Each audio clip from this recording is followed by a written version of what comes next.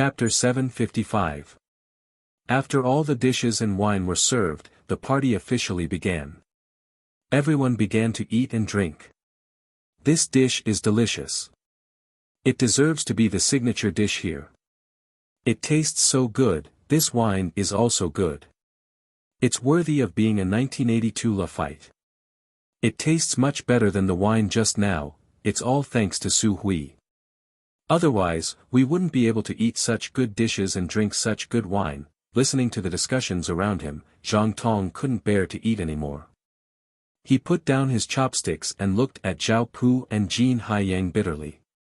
Originally, he wanted to humiliate Qin Haodong, destroy his impression in Su Hui's heart, and then create a chance for himself to pursue her. Unexpectedly, he failed to humiliate Qin Haodong. On the contrary, he was humiliated by Qin Haodong. Now, he had used up all his trump cards and completely lost the hope of pursuing Su Hui. He could only hope that these two people could save him some face. Zhao Pu also saw the situation in front of him clearly. It was impossible to compete with the rich. Qin Haodong was the boss of this hotel. How could he compete with him? It seemed that he could only change his method and suppress this toy boy. He cleared his throat and said, "Students, I've prepared gifts for you all. Ouyang Shanshan's autographed photos are one for each of you." He knew very well that his classmates liked Ouyang Shanshan very much. Her autographed photos were more useful than anything else. He had prepared these photos a long time ago. He didn't take them out just now because he wanted to use them as a trump card. Now it was the time. Sure enough, when they heard that there were Ouyang Shanshan's autographed photos, everyone's attention immediately shifted from the food in front of them. "Zhao Pu, is it true? Do you really have Ouyang Shanshan's autographed photos?" Ouyang Shanshan's autographed photos are sold for thousands of yuan on Taobao. That's great. The girl I likes Ouyang Shanshan the most. With this photo, I can pursue her. Zhao Pu looked proud and took out a stack of photos from his backpack. "Students, the boss knows that I'm coming to the class reunion, so he specially gave me his autograph. Don't worry, everyone has one." After that, he began to distribute photos to the students present one by one. But when he sent them to Qin Haodong, he spread out his hands and said with a sinister smile, "Boss Qin, I'm sorry. There are no more photos for you." After saying that, he, Jin Haiyang, and the others all laughed. "So what if you are a big boss? After all, you can't compare to the charm of a big star." Qin Haodong smiled and said, "It doesn't matter. I don't need it." Jin Haiyang said, "Boss Qin, are you going to tell us that you don't follow stars? I can believe that he doesn't chase after celebrities, but I don't believe that he doesn't like Ouyang Shanshan. If any man doesn't like Ouyang Shanshan, I can guarantee that it's a lie. Otherwise, there must be something wrong with him." Zhang Tong swept away his depression and said, "I heard that there is an old saying that the grapes are sour when you can't eat them. Some things can't be bought with money." Qin Haodong didn't want to argue. He just smiled. His cell phone rang. It was Ouyang Shanshan. "Haodong, I've arrived at the Taotai restaurant. Which room are you in?" Before coming here, Qin Haodong had called Ouyang Shanshan and told her to come here to find him after she finished her business. She happened to come here at this time. After reporting his room number, he hung up the phone and said to the people sitting at the table, "I have a friend coming over. Everyone, please vacate a seat." Now that he was the boss, everyone naturally responded to his words. The students moved to both sides and emptied a chair next to Qin Haodong. Jin Haiyang said discontentedly, "Boss Qin, although you are the host here, today is our class reunion. You are Hui's boyfriend, so we don't have to say anything. But if you ask an outsider to come, isn't it inappropriate?" Su Jijia said, "Jin Haiyang, what are you talking about? Haodong is Hui's boyfriend. How can he be an outsider?" Zhao Pu also said, "Yes, I think Haiyang is right. How about this? You can get another room next door. Anyway, it's your place. You can eat there. You won't disturb us, and we won't disturb you. Qin Haodong looked at Zhao Pu with a smile and said, I can leave, but if I leave here, I can't pay for it. Do you think it's better for us to go Dutch, or do you want to pay? Zhao Pu was completely dumbfounded. Although his salary was not low, it was only 20,000 or 30,000 yuan a month. However, this table of dishes was very expensive. The 1982 La fight would cost him a year's salary. How could he afford it? Even if everyone went Dutch, it would cost about 100,000 yuan for each person. If he really proposed it, he would definitely cause public anger. Not to mention him, even Jin Haiyang and Zhang Tong, who were rich, shut their mouths. Although they had some money, they couldn't spend it in this way. Seeing that everyone was silent, Qin Haodong smiled again and said, I know that today is a class reunion, but my friend has a special identity. I believe that you will definitely welcome her with both hands raised. Jin Haiyang curled his lips and said, How is that possible? Do you think your friend is Ouyang Shanshan? How can she be so charming? As he spoke, the door behind him opened. The waiter opened the door and a beautiful figure appeared in front of everyone. At this moment, everyone was dumbfounded. It was Ouyang Shanshan. It was really Ouyang Shanshan. Sorry to disturb you. Ouyang Shanshan smiled politely, then walked to Qin Haodong's side and sat down. She leaned against his arm and said intimately, Sorry, I'm a little late. Qin Haodong smiled and said, You're not late.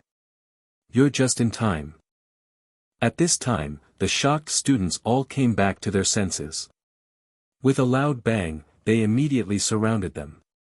The autographed photos that Zhao Pu had just taken out were thrown aside. Ouyang Shanshan was right in front of them, so no one cared about the autographed photos. Shanshan, can you take a picture with me? Shanshan, can you record a short video with me? Superstar, please sign your name on my clothes. Everyone gathered around Ouyang Shanshan, jumping for joy.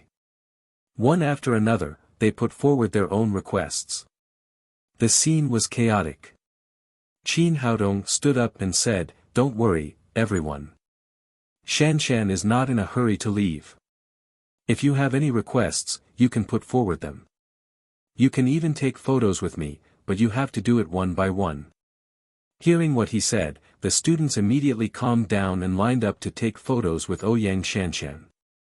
Zhang Tong, Zhao Pu, and Jin Haiyang looked at each other, and their eyes were full of shock. They couldn't figure out who this gigolo was and why he had such a good relationship with Ouyang Shanshan, the big star. As for Zhao Pu, it was not as simple as being shocked. Ouyang Shanshan was his big boss, and she held his rice bowl in her hand. It seemed that as long as Qin Haodong said something, his rice bowl would be ruined. He regretted it. If he had known this would happen, he would not have provoked Qin Haodong. He should have flattered him more. Now he could only hope that Qin Haodong would forgive him and not care about his impoliteness just now. After a while, everyone returned to their seats with satisfaction after they had their photos taken. When the crowd dispersed, Zhao Pu came to Ouyang Shanshan's side tremblingly and said in a low voice, Hello, boss. Zhao Pu, you're here too. Ouyang Shanshan was stunned at first, and then said, You're wrong. I'm just the general manager in charge of management. Haodong is the boss of Dongxing Film and Television Company. Come and say hello to the boss. Hearing this news, Zhao Pu's legs went soft. It turned out that he had been provoking his own parents. He really didn't know if Qin Haodong would ask him to leave with his luggage. Boss, I'm sorry. Just now, he was so scared that he couldn't even say a complete sentence. Qin Haodong waved his hand. He didn't want to argue with such a small figure. He said, Go back and work hard in the future. Got it, boss. Thank you, boss. It was not easy for Zhao Pu to find this job. Seeing that Qin Haodong didn't argue with him, he was overjoyed and almost shed tears of gratitude. After this episode, everyone continued to sit down and eat. After seeing Qin Haodong's identity, Zhang Tong completely lost the courage to fight back. He sat aside silently and didn't say anything.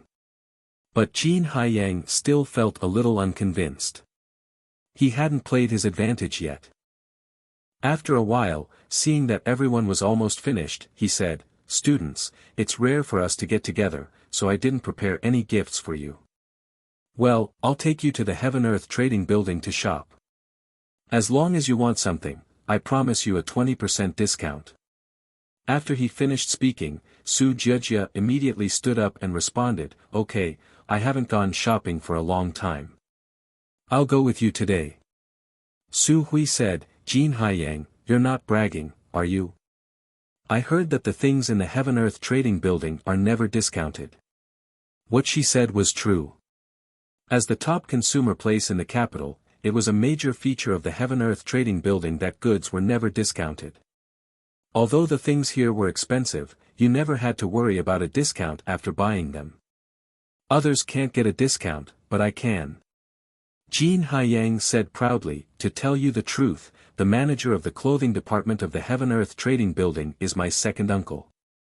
As long as I can find him, I can get a discount."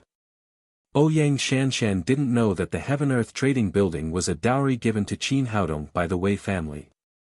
She took his arm and said, "Let's go shopping. I haven't gone shopping for a long time." Qin Haodong said, "Since everyone is in such a good mood, let's go shopping together." Half an hour later, they arrived at the Heaven-Earth Trading Building together. It was a woman's nature to love shopping. When they arrived here, the female students were so excited that they began to shop around. Hearing that they could get a 20% discount, the other male students also wanted to seize this opportunity to buy something for the girls they liked. They also looked around and chose the goods they could accept. 2 hours later, everyone had chosen the goods they liked and turned to look for Qin Haiyang. Su Jiejia said, "I've already chosen the clothes I like. When will I pay?" Qin Haodong said with a smile, "Great designer, you make clothes yourself. Why do you still buy other people's clothes?" Su Jiejia said, "That's different. Everyone's clothes have different styles. I can't always wear clothes designed by myself. It's so monotonous." Seeing that everyone was surrounding him, Qin Haiyang glanced at Qin Haodong and said proudly, "Don't worry, I'll call my uncle now and ask him to come and give you a discount." Then he took out his mobile phone and dialed a number.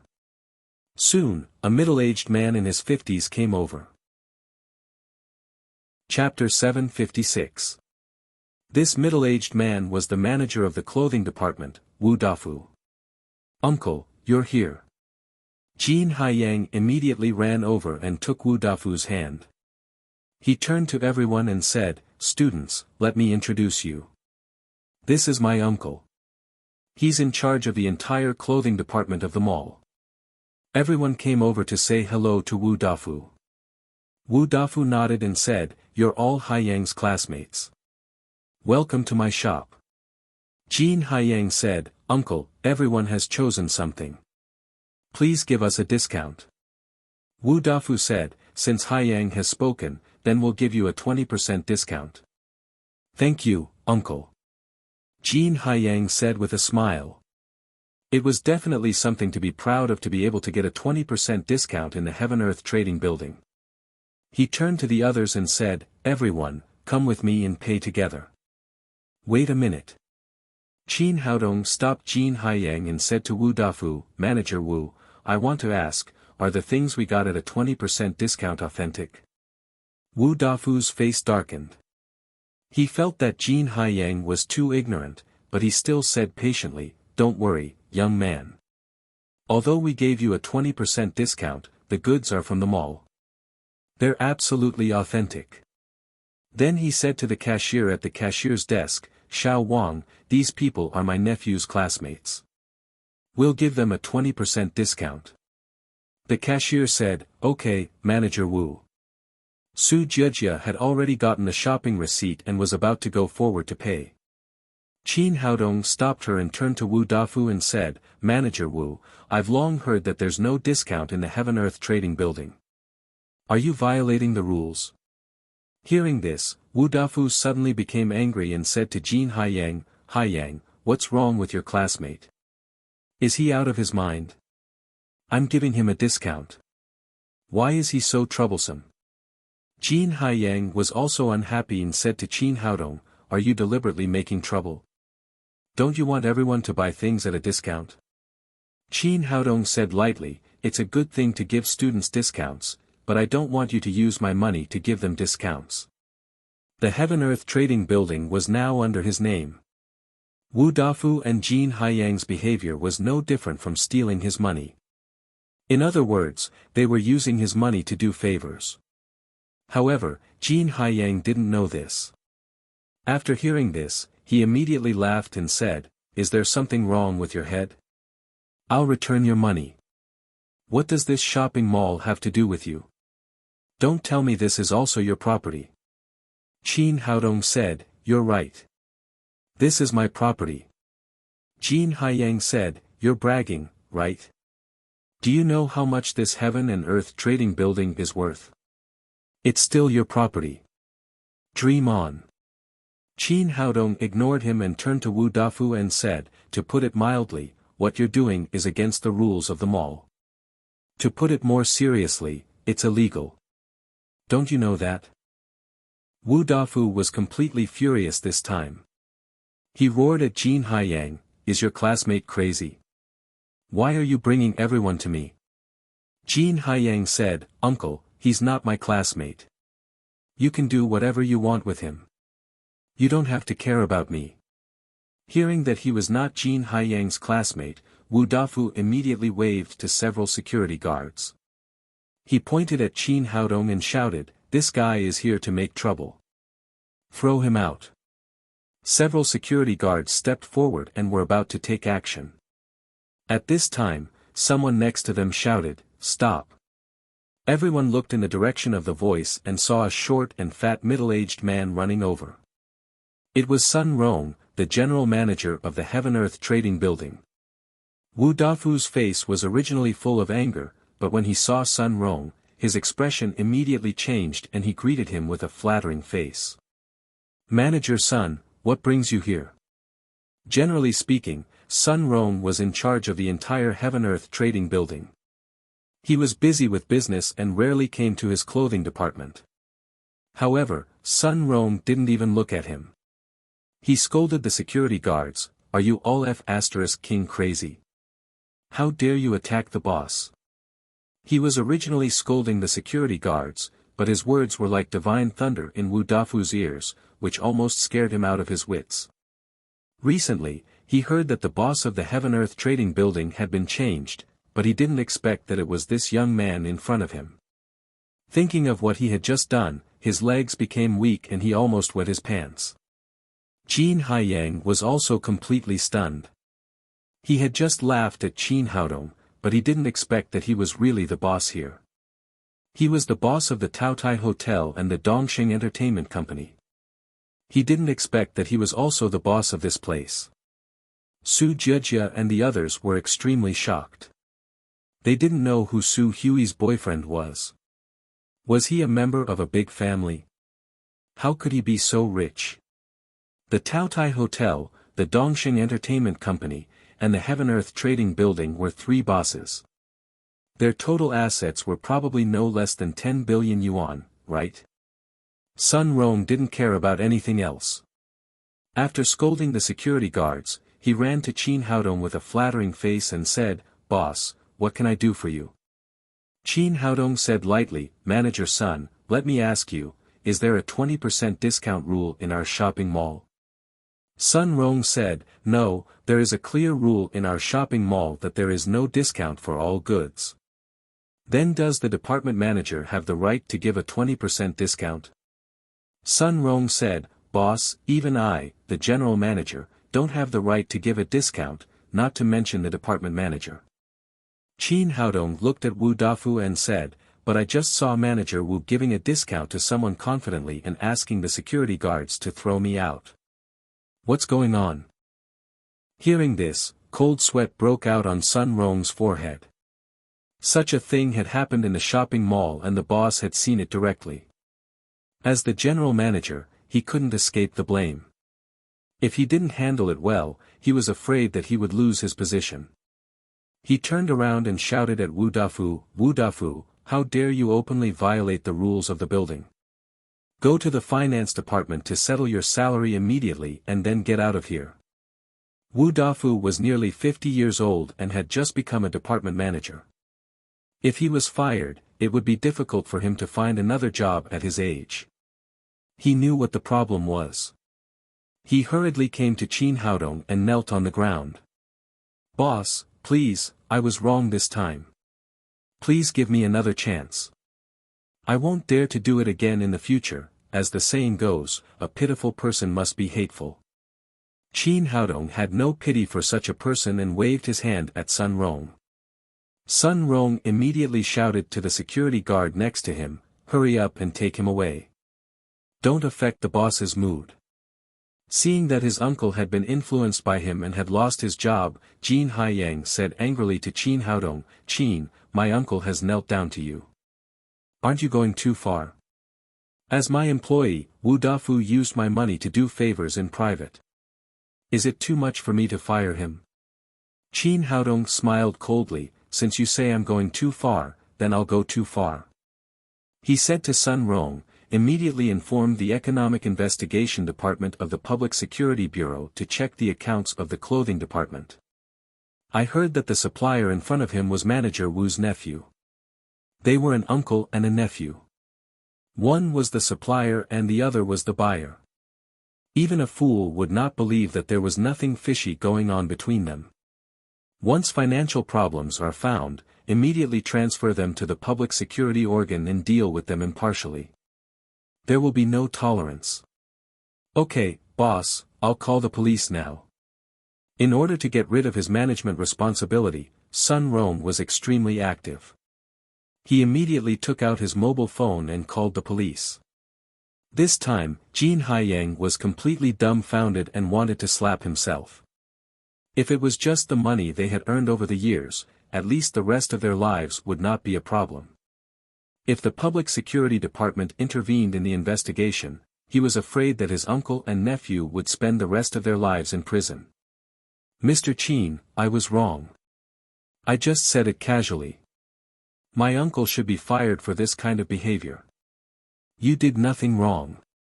Let's let it go."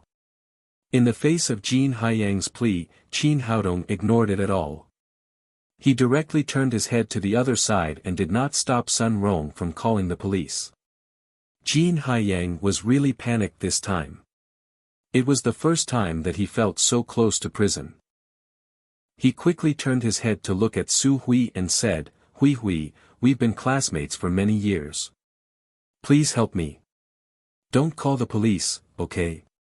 After all, Su Hui was a girl. She couldn't bear to face Jin Haiyang's plea. She pulled Qin Haodong's sleeve and said, "Haodong, can we deal with it in another way? Don't call the police, okay?" Jin Haiyang quickly said, yes, Mr. Qin, let's talk about it. As long as you don't call the police, everything will be easy. For Su Hui's sake, I'll let you go this time. Qin Haodong said to Sun Rong, "Don't call the police for the time being. Let the company's internal finance department audit the accounts of the clothing department. The deficit must be made up by Jin Haiyang and Wu Dafu. Call the police immediately if there is a penny missing." Jin Haiyang's face was pale. Over the years, he and Wu Dafu had obtained a large amount of money from the Heaven-Earth Trading Building by making false accounts. This was not a small amount of money. It would definitely cost him his life to pay it back. However, compared with the rest of his life in prison, paying it back was the best choice. "Mr. Qin, don't worry. I'll raise the money now and I'll definitely pay it back in full." After that, he didn't have the face to stay here anymore. He ran out of the shopping mall in disgrace. After Jin Haiyang left, the other students came to their senses from the shock. They didn't expect that so many things would happen when they bought clothes. Although everyone knew that he had brought this upon himself and it was the best result that Qin Haodong didn't pursue his criminal responsibility, everyone felt a little regretful. After all, they still had the shopping receipt of the shopping building in their hands. It seemed that there was no hope for a 20% discount. Seeing the students' emotions, Su Hui said to Qin Haodong in a low voice, "Haodong, look, the students have all chosen their things. Can you make the decision to give them a discount?"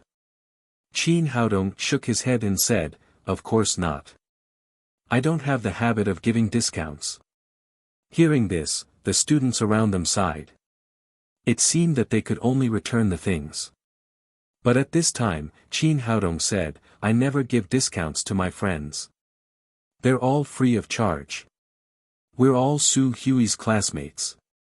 No matter what you just chose, it's all free of charge. It's all on my account." "Oh! Hooray!" Su Hui's classmates immediately cheered. The things they had bought were not small, and some of them had even reached 5 figures. They didn't expect that all of them would be free of charge. Zhang Tong and Zhao Pu lowered their heads at the same time. They had already realized how big the gap between them and Qin Haodong was. There was no comparison at all. After paying the bill with these people, Su Hui said goodbye to her classmates. Qin Haodong took Ouyang Shanshan and Su Hui to the Tang sect. Qin Haodong drove, and the 2 girls sat in the back. Su Hui leaned over and whispered in Qin Haodong's ear, "How many properties do you have? Did I find a super rich man?" Chapter 757. Along the way, Qin Haodong explained his situation to the 2 women in detail while driving. After returning to the Tang sect, the whole family became very lively because of the 2 new members. In particular, the arrival of Ouyang Shanshan made those who liked to listen to her songs very excited. The little fellow had been around her and was very happy. All of this changed when Lin Momo came back. She walked into the house with a sullen face and shouted to the laughing little fellow, "Tang Tang, come here." The little fellow, who had been happy, seemed to realize that things were not good. She ran behind Chu Xianyue in a few steps, put her arms around her neck and said, "Grandma, help me. Don't be afraid, Grandma is here." Chu Xianyue spoiled the little fellow very much. Seeing Lin Momo's bad face, she immediately said, "What's wrong? Tang Tang is still a child. Why are you so fierce to her?" Lin Momo said, "Auntie, I just came back from kindergarten. You don't know how much trouble she made at school. Now she has been expelled and is not allowed to go to school tomorrow." Qin Haodong said curiously, "My daughter is very obedient. What did she do to be expelled from school? How dare your daughter say that she is obedient?" Lin Momo said angrily, "She asked the class teacher to give all the little red flags to her." Qin Haodong said in surprise, "It's my daughter's good performance that she can get so many little red flags. Good performance my ass." Lin Momo unexpectedly burst out a rare swear word, which showed that she was extremely angry. She let a child eat 2 erasers. Is that good performance? She asked a child to call the teacher sister. Is that good performance? She asked a child to run naked and refuse to wear clothes. Is that good performance? Hearing her mother accusing her of crimes, the little fellow couldn't help but defend, "They bullied me because I was a child from another place, so I taught them a lesson." Lin Momo said angrily, "That's not good either. Have you forgotten that Mom told you to get along well with children? Wait. I'm a little dizzy." Chu Xianyue said in surprise, "What the hell are you talking about? It seems that the teachers and students in the school listen to my granddaughter and do whatever she wants them to do. How could there be such a thing?" Lin Momo said, "Isn't it obvious? Haodong must have taught her mind manipulating. Now the school says she's a little monster, so she's not allowed to go to school." After that, she glared at Qin Haodong and said, how can you spoil your child so much? Now I'm in trouble. I didn't. Qin Haodong looked aggrieved and innocent. Suddenly, he understood what was going on and shouted, Xiaoxian, come here. At this time, Hu Xiaoxian was quietly moving to the door of the room. She was about to escape, but Qin Haodong called her back. Ah. I just wanted to go to the washroom. If there's anything, let's talk when I come back. After saying that, she was about to run, but was stopped by Qi Weiner, who said with a smile, Sister Xiaoxian, didn't we just go to the toilet together? Why are you going now? Is it because you need to pee? Qin Haodong stepped forward, grabbed Hu Xiaoxian's arm and pulled her over. Tell me, what the hell is going on? Did you pass the fox hypnosis to Tang Tang? Seeing that she couldn't avoid it, Hu Xiaoxian stretched out 2 fingers and said embarrassedly, just a little. Only then did everyone understand what was going on. It turned out that Hu Xiaoxian had passed the fox hypnosis to Tang Tang, which caused such a big trouble at school. Qin Haodong said, you're really not afraid of trouble. Tang Tang is so young. Why did you teach her this skill? Hu Xiaoxian explained, I think Tang Tang's aptitude is very good, and she likes to learn, so I taught her a little. Qin Haodong stared at her and said, just a little. A little can make children eat erasers and call the teacher sister. It's the first level of the fox hypnosis. I promise I didn't teach her the second level. Qin Haodong said with a wry smile, the first level has caused such a big trouble. If you teach her the second level, won't it turn the world upside down? Hearing the conversation between the two, the little fellow did not feel afraid. On the contrary, her eyes lit up and her big eyes blinked, as if she was thinking of something bad. Chu Xianyue said, well, that's it. Don't let Tang Tang use the fox hypnosis indiscriminately in the future. Seeing that the old lady was protecting her granddaughter, Lin Momo couldn't say anything more. The next day, Tang Tang stayed at home to play because she couldn't find a kindergarten for the time being. After breakfast, Qin Haodong went to the clinic to help as usual and went to school. The others were also busy with their own things. The little fellow watched TV with Chu Xianyue for a while and then said, Grandma, I'm going out to play for a while. Go ahead. Just don't go out. It was very safe in the Tang sect. Chu Xianyue didn't think much and let the little fellow go out directly. Tang Tang left the living room and trotted to Hu Xiaoxian's room. Auntie Xiaoxian, what are you doing? Hu Xiaoxian was lying on the bed playing with her mobile phone.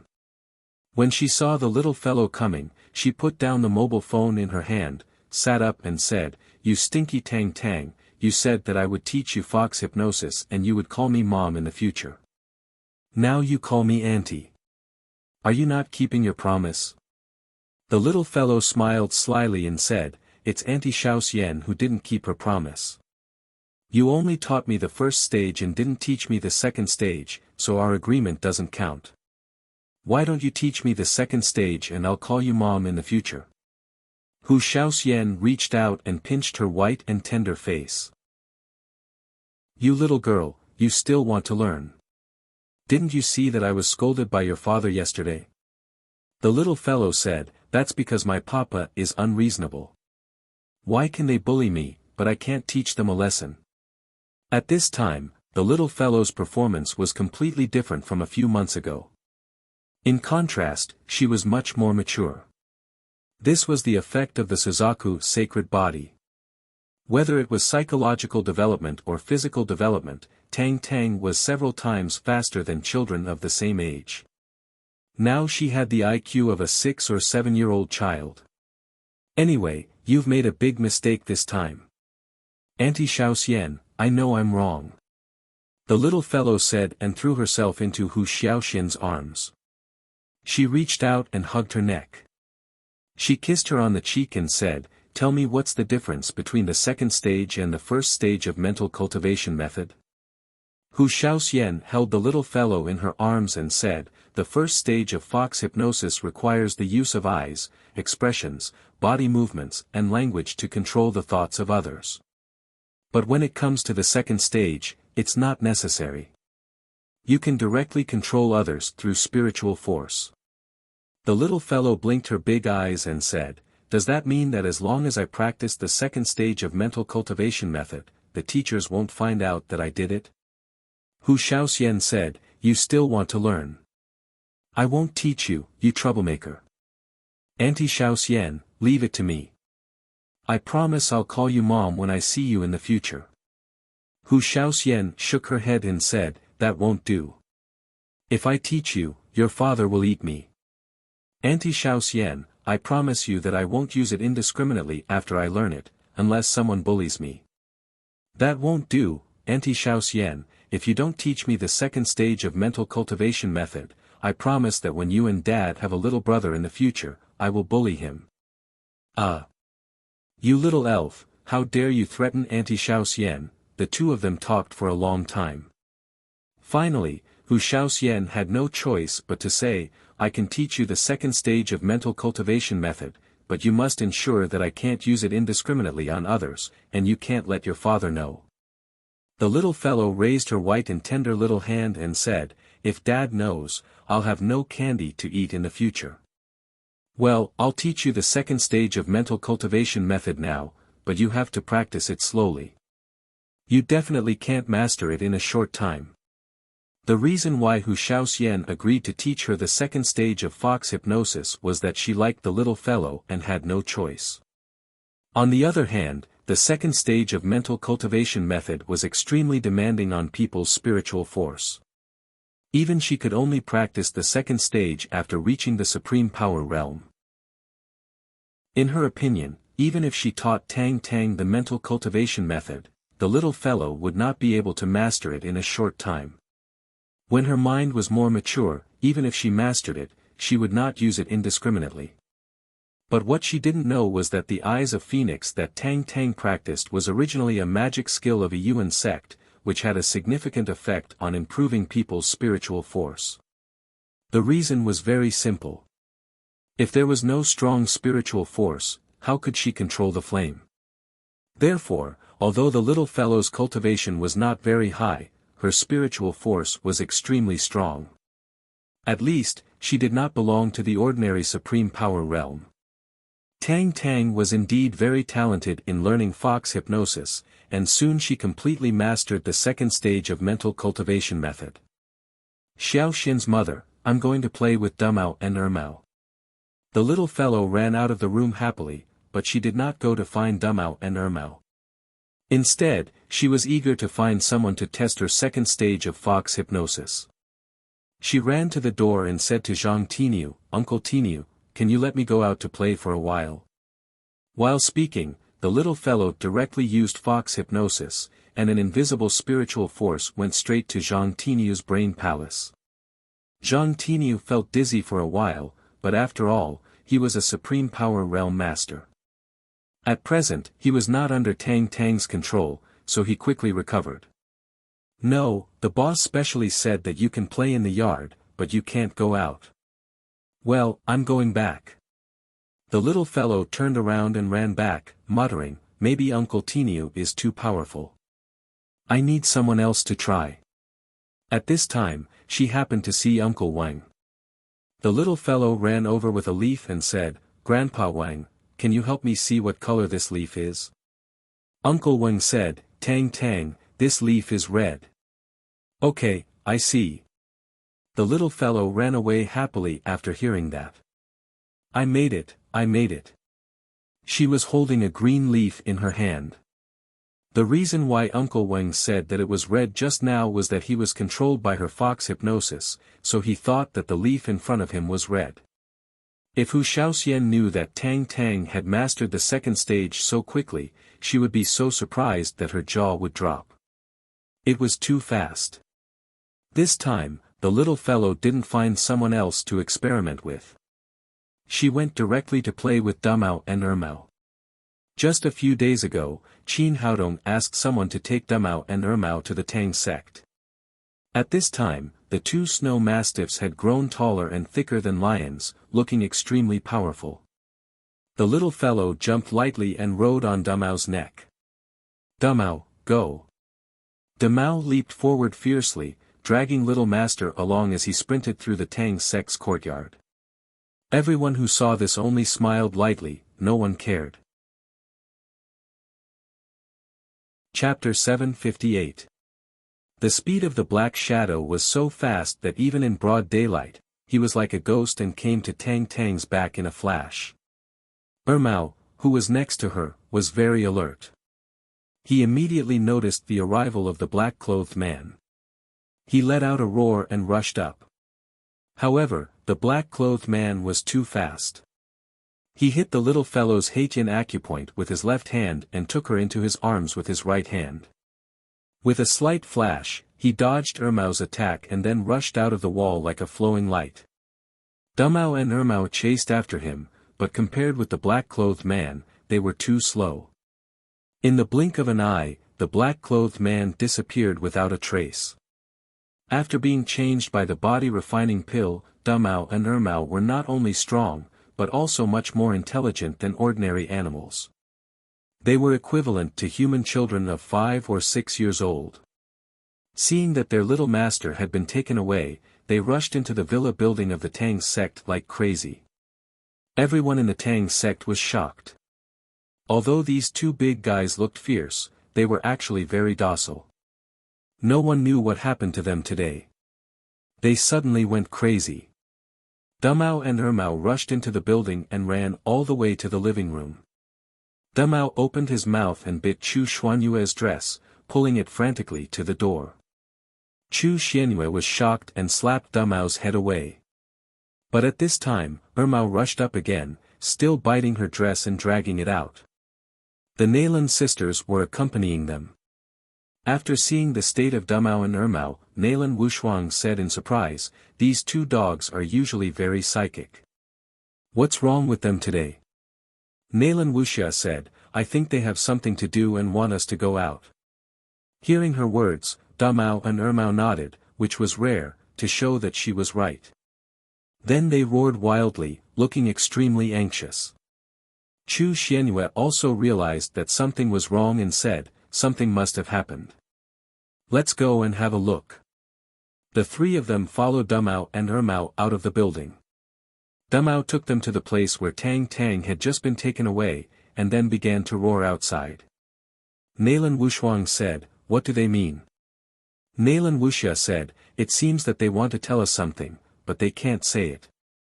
At this time, Ermao suddenly rushed forward, opened his mouth and ran back with a pink hair clip in his mouth, and threw it in front of the three people with a snap. Chu Xianyue picked up the hair clip, looked at it and said, "This is Tang Tang's hair clip."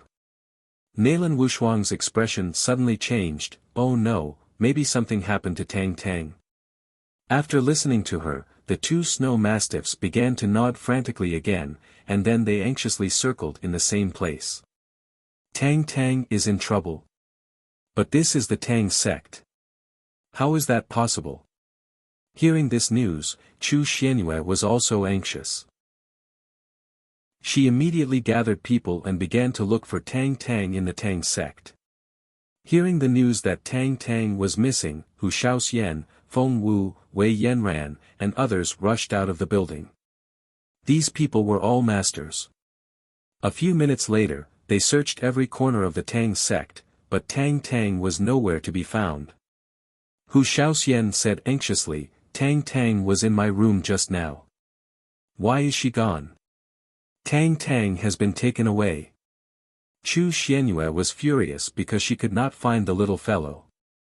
Someone had run into the Tang sect and taken away her granddaughter.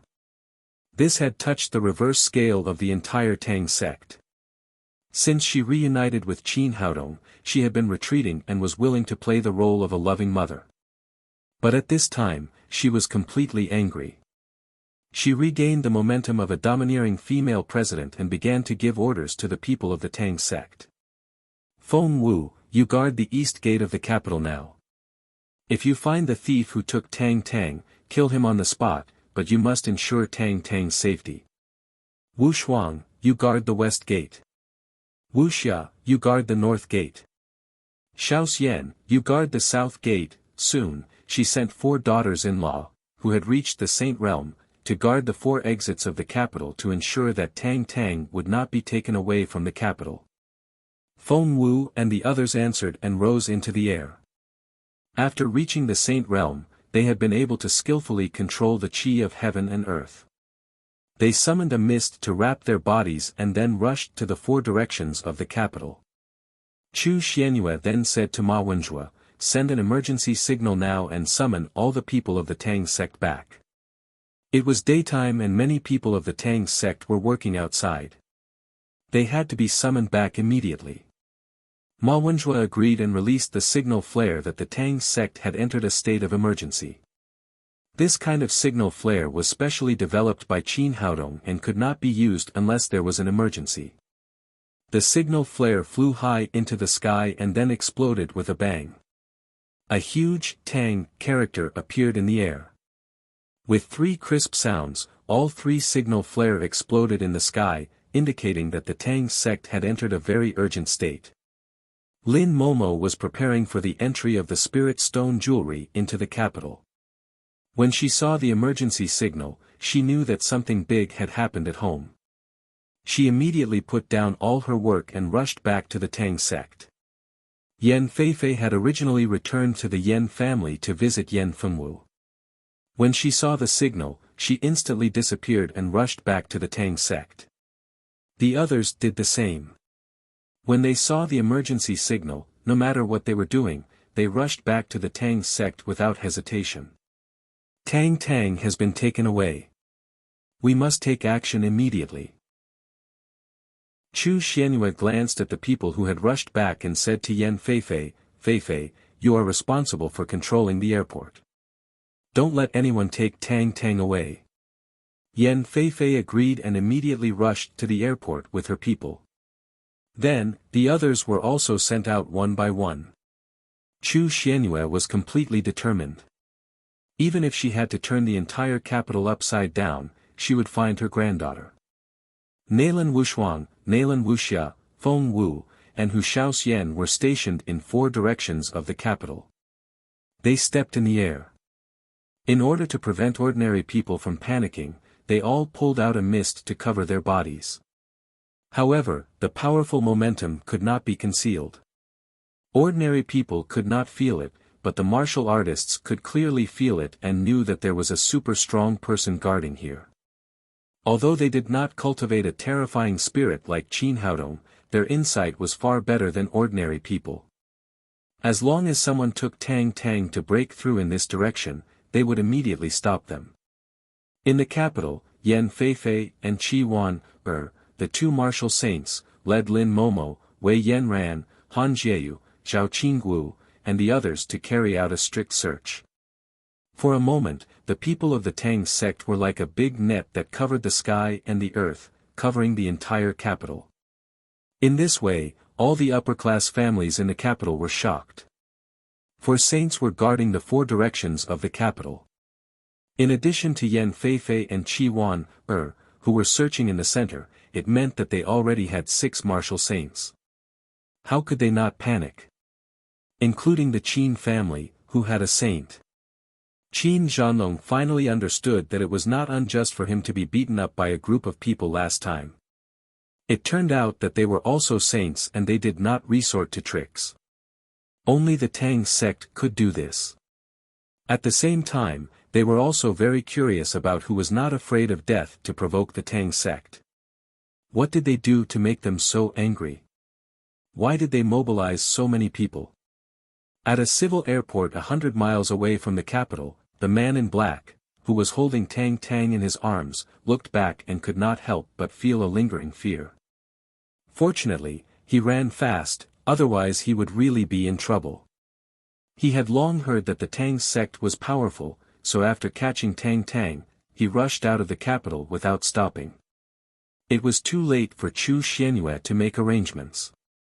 He turned around and said to another middle-aged man in a suit next to him, "Miura-san, are you ready? We must leave immediately." "Master Chiba, everything is ready.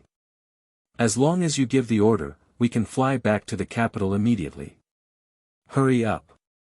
Wuxia is too dangerous. We can't stay here any longer. The strength shown by the Tang sect was too strong.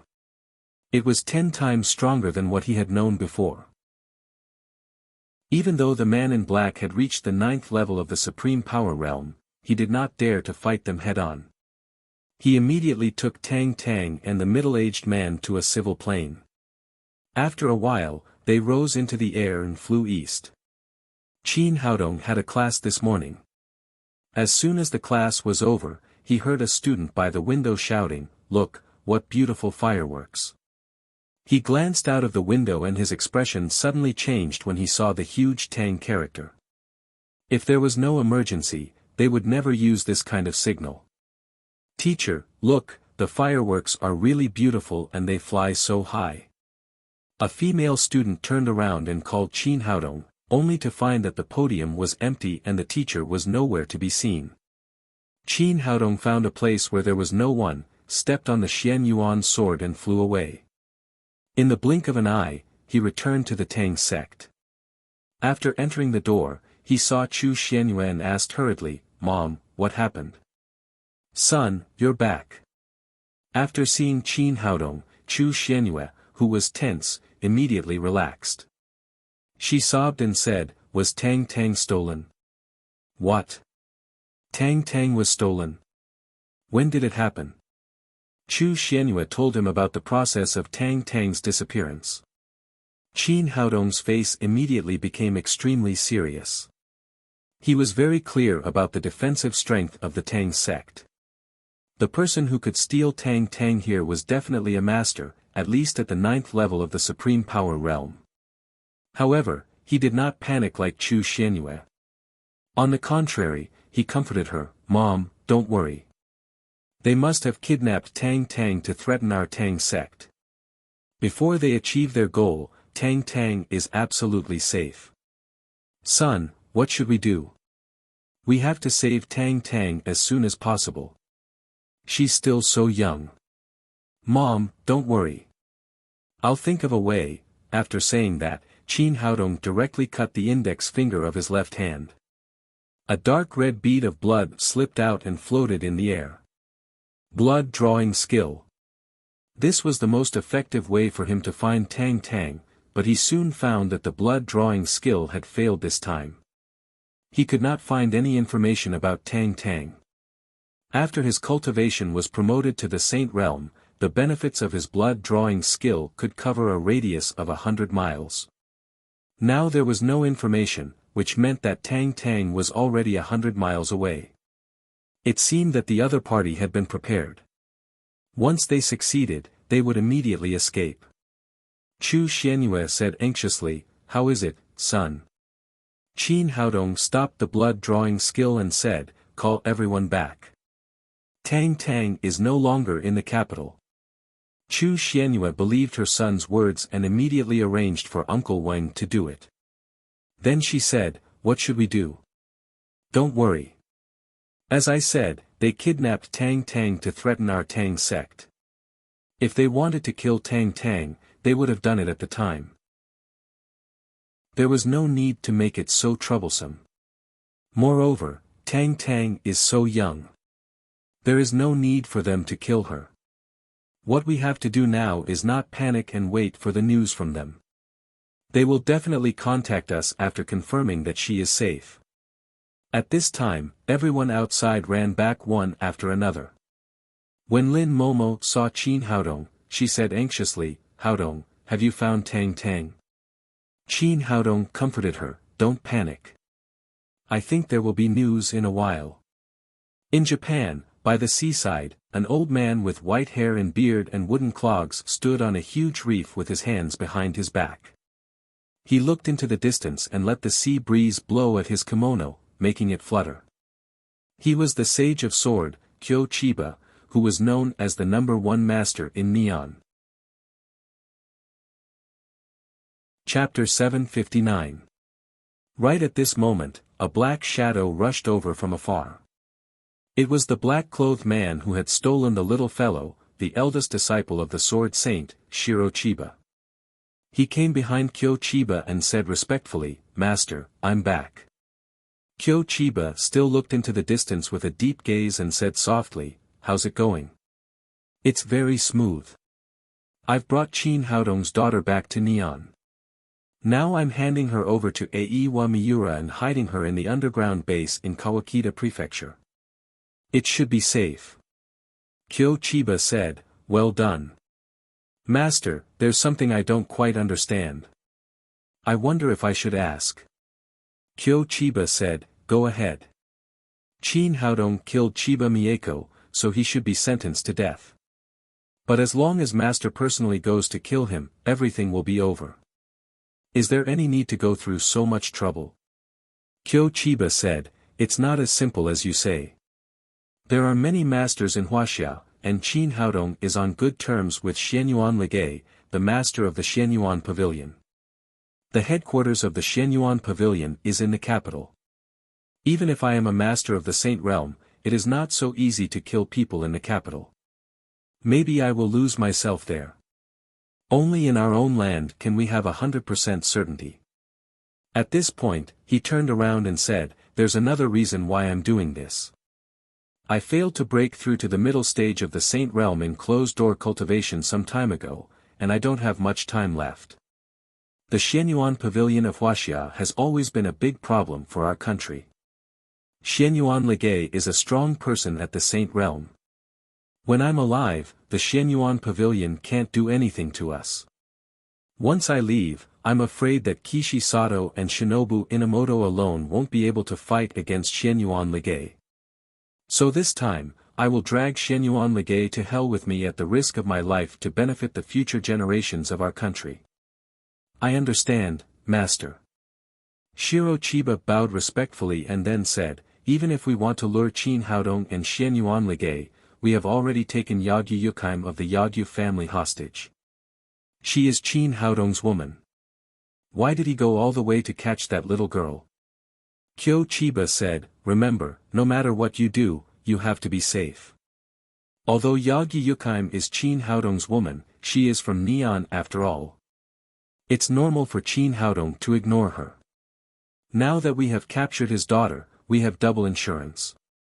We don't need to be afraid that he won't come to our country." "Master is indeed far-sighted," Shiro Chiba said. "What should we do now?" Kyo Chiba looked at the setting sun. "It's almost time. Call Chin Haodong." "Understood, Master." Shiro Chiba agreed and took out a mobile phone from his pocket. In the capital, after the Tang sect received Chin Haodong's order, the members of the Tang sect who were outside rushed back one after another.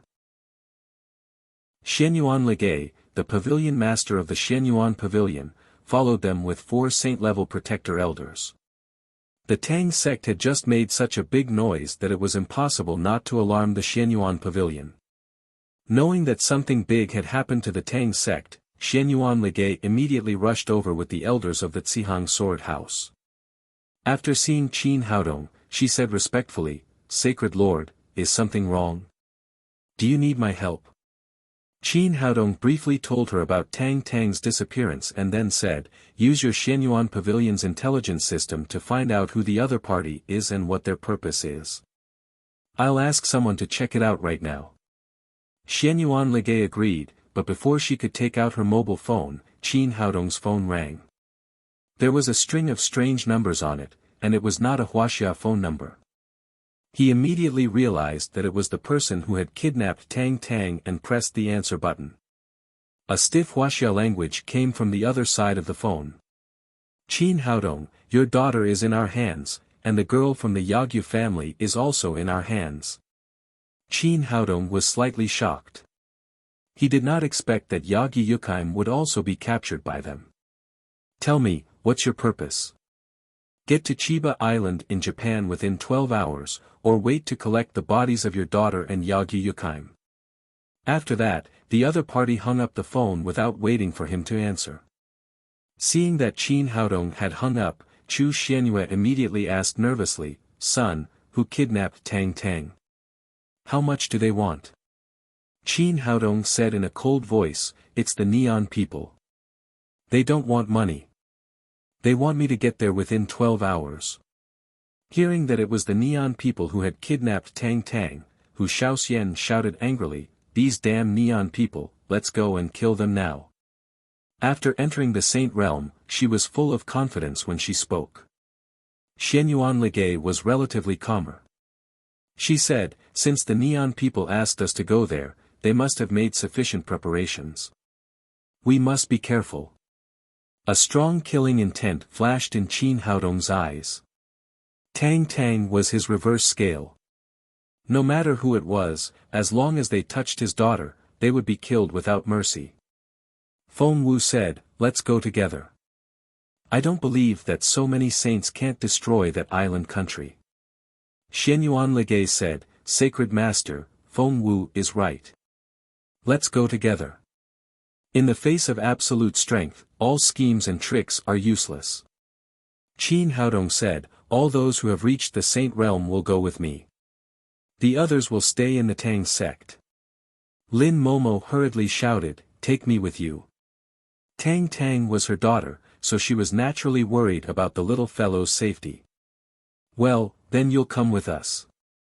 After that, Qin Haodong left the Tang sect with Lin Momo and the other saints and rushed to the airport. The Xianyuan Pavilion had already applied for the route. They got on Qin Haodong's private plane and flew in the direction of Neon. At this time, there were a total of 12 saints on the plane, including Xianyuan Ligay, who was at the middle stage of the Saint Realm. This kind of strength was enough to make any force tremble. Kyo Chiba represented the peak of the Neon force. He had confronted Huaxia for many years, so he was very clear about the strength of the Xianyuan Pavilion. This time, his time was coming, so he set up this trap and wanted to launch a desperate attack. He was a very cautious person. Just as he had said to Shiro Chiba, he pursued perfection in everything. This time, the plan was also extremely precise. But he had never imagined that Xianyuan Ligay had become a strong master at the middle stage of the Saint Realm, leaving him far behind. Most importantly, he had underestimated the strength of the Tang sect. If he knew that this plan had provoked a total of 12 saint-level experts, who knew what he would think? In a small valley on the edge of Kawakita County, Neon, there was a very secret underground military base with extremely tight defense. In a secret room, a senior officer in military uniform was staring at the little girl in front of him. His name was Koji Honda. He had been ordered by Aiwa Miura, the highest officer of the underground base, to guard Tang Tang. Aiwa Miura had repeatedly told him that this little girl had a special identity and he had to keep an eye on her without any mistakes. He agreed very well, but he didn't take it seriously. This was a heavily guarded underground base. How could a little girl of 3 or 4 years old in front of him run away? He even thought that as an officer, he was making a big fuss over a trivial matter. It was a little too much to tie up such a lovely little girl with a rope. Tang Tang originally had the Suzaku sacred body, and her physique was far stronger than that of ordinary people. At this time, the acupoints that Shiro Chiba had pressed had been automatically opened by the genuine chi running in her body. She slowly opened her eyes and looked around. After making sure that she had left the Tang sect, she actually laughed. She had always wanted to run out, but now she had finally been taken out. Seeing Tang Tang wake up, Koji Honda was a little nervous. He was not afraid of anything else, but he was afraid that the little girl would cry. But he didn't expect that the little girl in front of him not only did not cry, but also looked very happy. Tang Tang struggled to stand up, but found that she was tied with a rope. She said to Koji Honda in front of her, "Uncle, can you help me untie the rope?" One of the important reasons why Koji Honda was chosen to guard Tang Tang here was that he knew Huaxia language. "I can't do that. I received an order to tie you up." The little fellow felt that it was too uncomfortable to be tied up with the rope. Koji Honda didn't help her untie it. Suddenly, she had an idea and directly used fox hypnosis. "Uncle, help me untie the rope." This time, Koji Honda's eyes flashed with confusion. He obediently came over to help her untie the rope.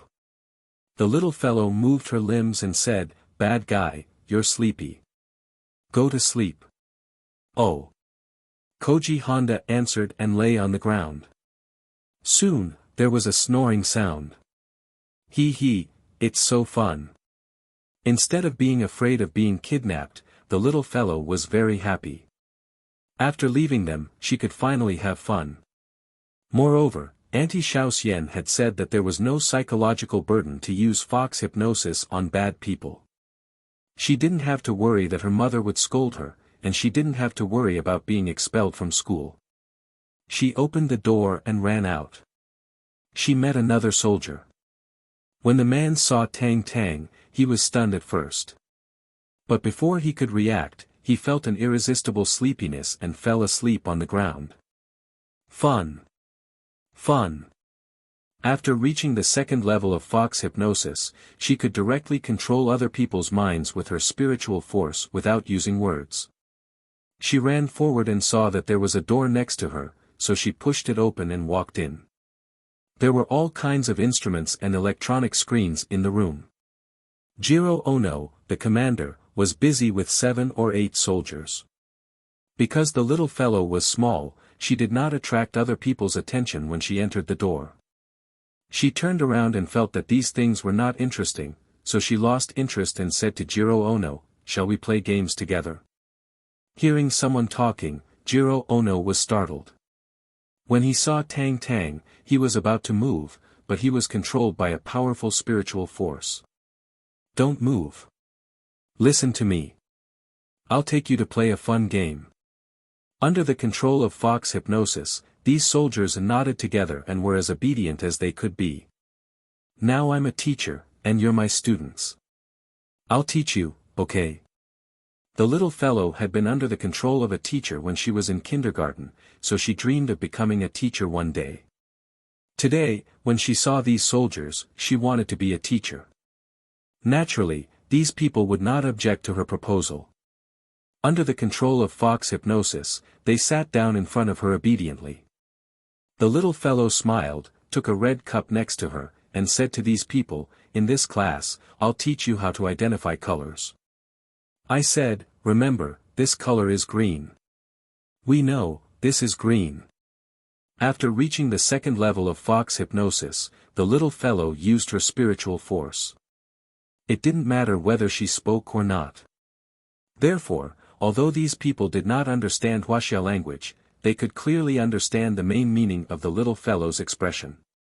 Tang Tang grabbed a green pen and said to these people with a smile, "Remember, this is red." "We know, this is red." The soldiers replied in unison. Chapter 760. The little fellow was very happy to be a teacher, but it was a pity that she was just in kindergarten and didn't know much in her mind. After giving some instructions, she had nothing to teach. What else should I teach? She patted her little head and thought for a while. Suddenly, she remembered the teacher's check mark and wrong mark. She picked up a pen and drew a big check mark on a piece of A4 paper next to her and said, "Let me tell you, this is called a wrong mark. There is no intersection. If you do the wrong question, you should put a wrong mark." As she taught, she imagined the scene of these people putting a check mark on the question that their children had done wrong. She couldn't help giggling. "We know, this is a wrong mark." The little fellow drew another big cross and said, "This is called a check mark. If you do the question correctly, you should put a check mark." "We know, this is called a check mark." Under the leadership of Jiro Ono, these people answered in an unusually loud voice. After teaching this, the little fellow really had nothing to teach, so she simply said, "Well, it's time for nap. You can all go to sleep." Seeing that these people were lying on the ground and sleeping, she walked out of the door with her little hands behind her back with satisfaction. Soon after she went out, she met another soldier. Under the control of fox hypnosis, the man directly took the little fellow out of the military base and then fell asleep under a big tree. Not far away, the little fellow saw a road. When a pickup truck passed by, she gently jumped into the back of the truck and sat in the truck to rush to the city. This pickup truck was to deliver goods to the supermarket. After arriving in the city, the little fellow jumped out of the truck and began to wander around looking for something she thought fun. After walking for a while, she felt a little hungry. She smelled the fragrance coming from a nearby restaurant and couldn't help drooling. Originally, if she used fox hypnosis, she could go in and eat casually, but her mother had told her that she had to pay for things. This idea was deeply rooted in her little head, so she didn't go in to eat, but tried to get money. Not far away, she saw a bank on the side of the road, and people came out with money one after another. She also went in and came to a window. The cashier in the bank suddenly saw a lovely little girl in front of him and said, "Little girl, do you want to withdraw money? Are your parents here?" The little fellow couldn't understand foreign language at all, so she directly used fox hypnosis to tell the other party that she wanted to withdraw money. The cashier was just an ordinary person. His mind was immediately controlled by his powerful mental power and he asked, "How much do you want to withdraw?" The little fellow still didn't understand what the other party was saying, but she knew that there must be a number to withdraw money. She thought about it and said casually, "Let's withdraw 20 million. She didn't have much of a concept before. She often followed Lin Momo and talked about tens of millions of transactions, so she said such a number. Fortunately, this was neon, and the largest denomination was 10,000 yuan. 20 million yuan was only 2,000 of them. If it was changed to Wuxia currency, 20 million yuan was a frightening amount. She couldn't take it away at all. After paying 20 million in cash, the cashier kindly put the money in a bag for her. The little fellow took the money and walked out of the bank, heading for the restaurant nearby. After entering, she didn't know how to order, so she casually pointed at the table next to her that looked very exquisite, then took out a handful of money and handed it to the waiter next to her. The waiter thought it was interesting to see a little girl eating. He gave her the extra money and then brought a sushi to her. The little fellow tasted it and thought it tasted good. Then she ate it in big mouthfuls. While she was eating happily, Qin Haodong, Lin Momo, and the others were anxious. Originally, these saints could fly, but the distance between Wuxia and Neon was not close. If they flew here, it would consume a lot of energy and they couldn't face unknown dangers. Therefore, Qin Haodong chose to take everyone here by plane. When they arrived near Neon, they directly opened the cabin door and jumped out. The plane flew back to Wuxia. On the plane, Qin Haodong had already made arrangements. He, Xianyuan Ligay, and Lin Momo formed a group and went straight to Chiba Island according to the other party's instructions on the phone. The others scattered and searched for the little fellow's whereabouts throughout Neon. Qin Haodong didn't show his strength. He and Lin Momo were carried by Xianyuan Ligay and flew in the direction of Chiba Island. At this time, they had already entered the territory of Neon. The scene of them getting off the plane clearly appeared on a big screen. Oh my God, what did I see? In front of the big screen, a middle-aged man wearing the badge of a senior officer jumped up. His name was Yama Sato, a direct descendant of the Neon Sato family and one of the participants in this plan. He was responsible for monitoring the movements of Wuxia. As a direct descendant of the Sato family, he knew the existence of the saints. He had also seen the scene of Kishi Sato, the head of the family, flying in the air. He knew that this was the unique ability of the saints. However, the sudden appearance of so many saints in front of him scared him out of his wits. He quickly picked up his mobile phone and dialed a phone number. Chiba Island was a small island 50 kilometers away from the Neon mainland. It was not large, about 1 square kilometer. It didn't have a name before. Later, it was occupied by the Chiba family and named Chiba Island. In the middle of the island, Yagi Yukheim was tied to a coconut tree. At this time, her cultivation had been sealed, so she was no different from an ordinary person. Her white skin was covered with a pink halo under the scorching sun. On the reef not far from her, 3 old men in kimonos were sitting cross-legged. The one sitting in the middle was Kyo Chiba, the Sage of Sword. On his left was Kishi Sato, the head of the Sato family, and on his right was Takeda Inamoto, the head of the Inamoto family. Although Yagyu Yukaim's family was huge, it could only be considered a second-class family in the whole Neon. She had won this status after becoming a 9th-level Supreme Power Master. Previously, she could only be regarded as a third-class family. The 3 old men in front of her were the 3 saints of Neon. At the same time, they represented the top 3 families in Neon, the Chiba family, the Sato family, and the Inamoto family. Kishi Sato said to Kyo Chiba, "Brother Sage of Sword, the dead can't come back to life. It's really sad that Mieko died young, but you'd better restrain your grief." Takeda Inamoto also said, "Yes, we'll kill Chin Haodong later and use his head as a sacrifice to Mieko's soul in heaven." Kyo Chiba sighed and said, "When Mieko was born, a master told her that she couldn't practice martial arts in this life and that she couldn't use the chi of gold and iron. Unexpectedly, after the child was born, she didn't listen to the advice and insisted on practicing martial arts. As a result, she died in a foreign place." Kishi Sato said, "In fact, you care too much about this matter. If you had taught Mieko personally since she was a child, she would have become a Supreme Power Master long ago. Maybe there would be no disaster today." Kyo Chiba shook his head and said, "You still don't know anything. That boy surnamed Chin is simply a monster.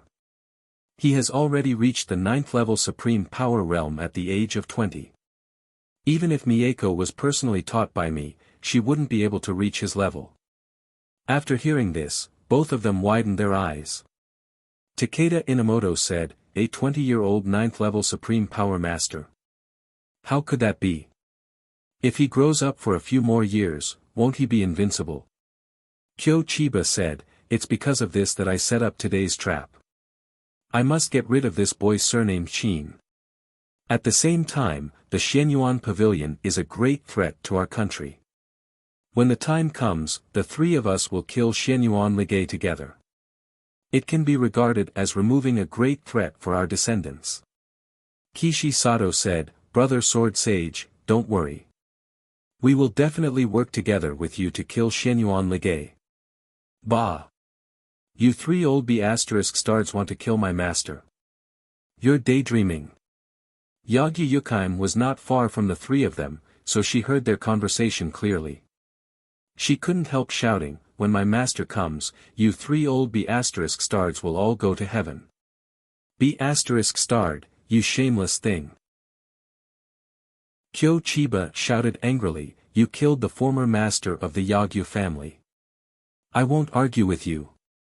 But you have no sense of shame. How dare you recognize a Wuxia man as your master? This is a disgrace to our country. From now on, your Yagyu family will be erased from Neon. Kyo Chiba, if you have the ability, fight with my master fair and square. It's shameful for you to do such a sneaky thing, B***starred, I'll kill you now." Kishi Sato was furious. He turned around and pulled out his knife, about to attack Yagyu Yukaim. However, Kyo Chiba raised his hand to stop him. "Master Sato, don't fall into this B***'TCH's trap. She just wants to provoke us to kill her so that Chin Haodong will have nothing to worry about. B***TCH, I'll kill you later." Kishi Sato angrily withdrew his knife. At this time, Kyo Chiba's cell phone rang. He usually didn't use this kind of thing. In order to set up a trap this time, he had specially prepared a cell phone to contact the military headquarters of Neon. The call was from Yama Sato. When he heard that there were 11 saint-level masters from Wuxia, his face suddenly became extremely ugly. This time, Chin Haodong was not considered as his opponent at all. His only opponent was Xianyuan Ligay. In his opinion, it would not be a problem to kill Xianyuan Ligay with the combined strength of him, Kishi Sato, and Takeda Inamoto. But now there were 10 more saint-level masters, which completely lost the hope of winning. As the sword sage with the highest cultivation in Neon, he did not panic too much. He continued to ask, how did these people act? Where are they now? When he heard that the others had scattered to all parts of Neon, and only Xianyuan Ligay had rushed over with Qin Haodong and another woman, he breathed a sigh of relief. Although the situation had changed, it did not completely deviate from his plan. With the strength of the 3 saints, they could still kill Xianyuan Ligay. After thinking for a while, he took out his mobile phone and dialed Aewa Miura's number. Make arrangements now and prepare the firepower immediately. Once the situation on my side changes, immediately concentrate the firepower to destroy the entire Chiba Island. In case of any accidents, this was the final plan he had made with the military. Once they failed, the military would concentrate all the firepower in the underground military base and wipe out Chiba Island in one fell swoop. Aewa Miura was one of Kyo Chiba's most loyal subordinates and also the representative of the Chiba family in the military. After hearing Kyo Chiba's order, he was silent for a moment and said in a low voice, "Your Excellency, do we really have to do that?" Kyo Chiba said, "The strength of the enemy is far beyond our imagination. We have to be fully prepared. This time, we must kill Xianyuan Ligay and Qin Haodong completely and get rid of the big trouble for our empire." Chapter 761.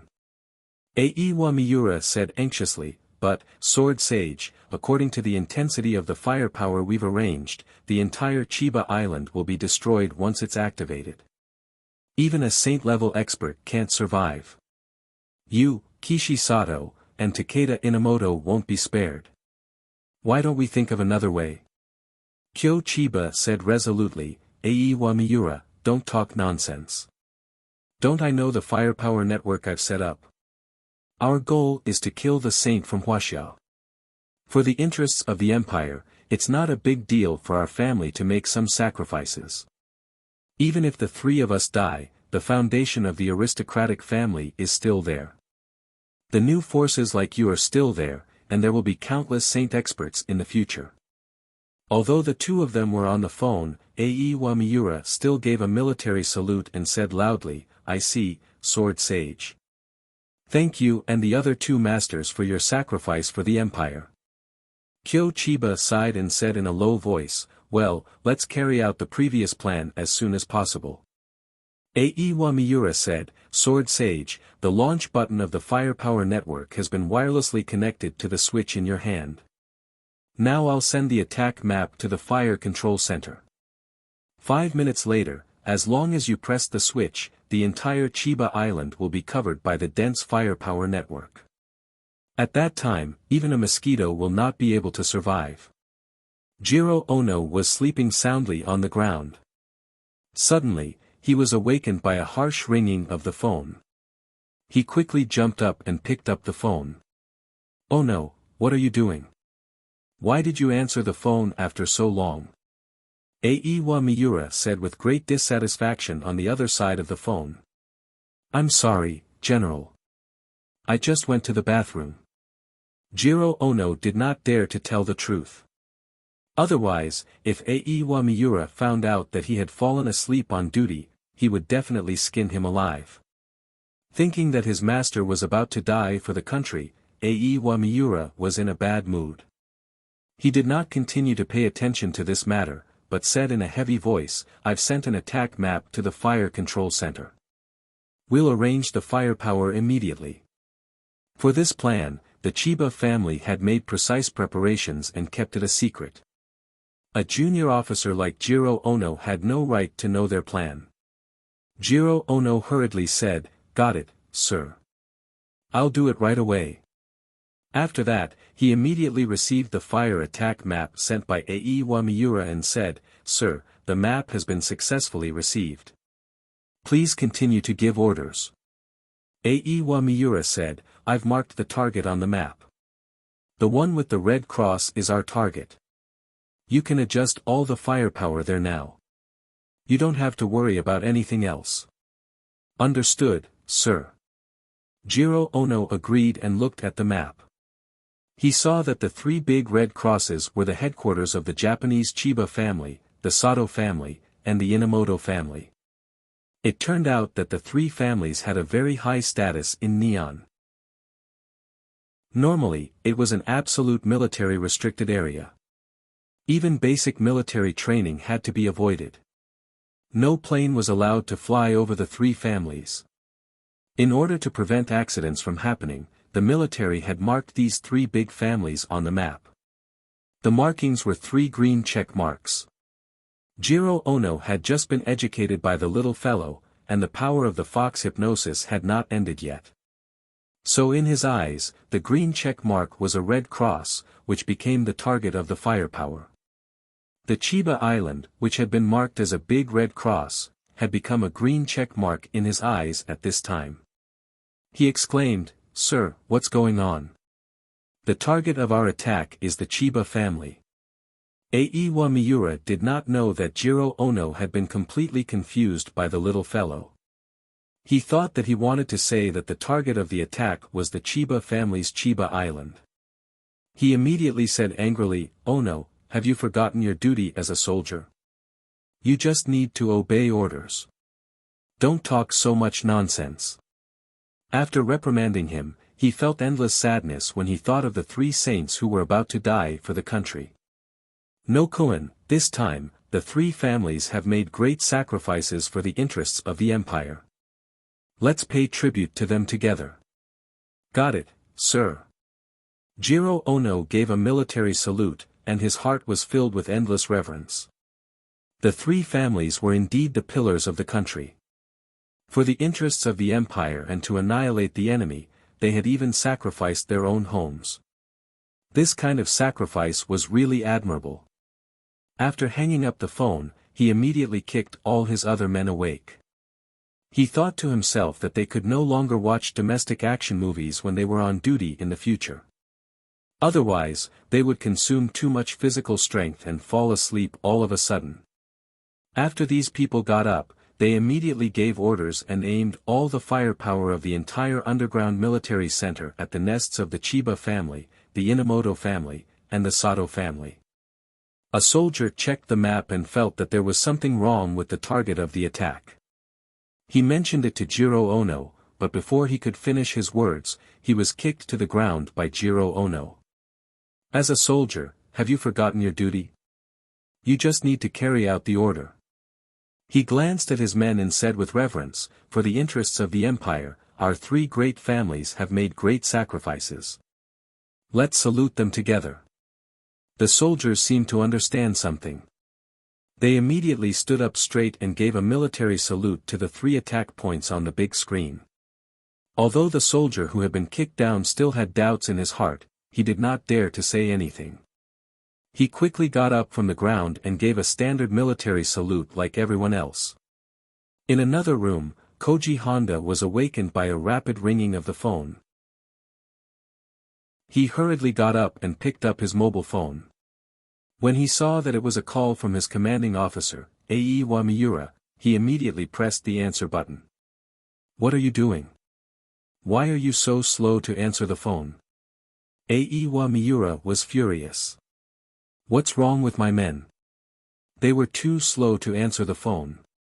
Jiro Ono was slow, and Koji Honda was even slower. Did they look like soldiers at all? Seeing that his commanding officer was angry, Koji Honda hurriedly said, "I'm sorry, sir. I went to the bathroom just now." Time was running out, so Aiwa Miura was too lazy to pay attention to these lame excuses. He asked, "Where's the little girl?" "Don't worry, sir. She's tied up here." Speaking of this, Koji Honda suddenly felt like a rooster whose neck had been grabbed. Looking at the rope thrown on the ground beside him, he could not continue to speak. Aiwa Miura did not feel that something was wrong. He continued, "Send the little girl to Chiba Island right now. Be fast." Koji Honda walked around the room and made sure that there was no sign of the little fellow. He swallowed hard and said with difficulty, Sir, that little girl ran away." "Bastard, you bastard. What are you doing? You can't even keep an eye on a child. What else can you do? Hearing that the little fellow had run away, Aiwa Miura immediately flew into a rage. Tell me, how did she run away?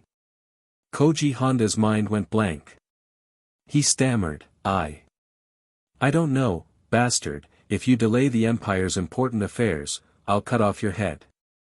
After cursing, Aiwa Miura hung up the phone and hurriedly called Kyochiba.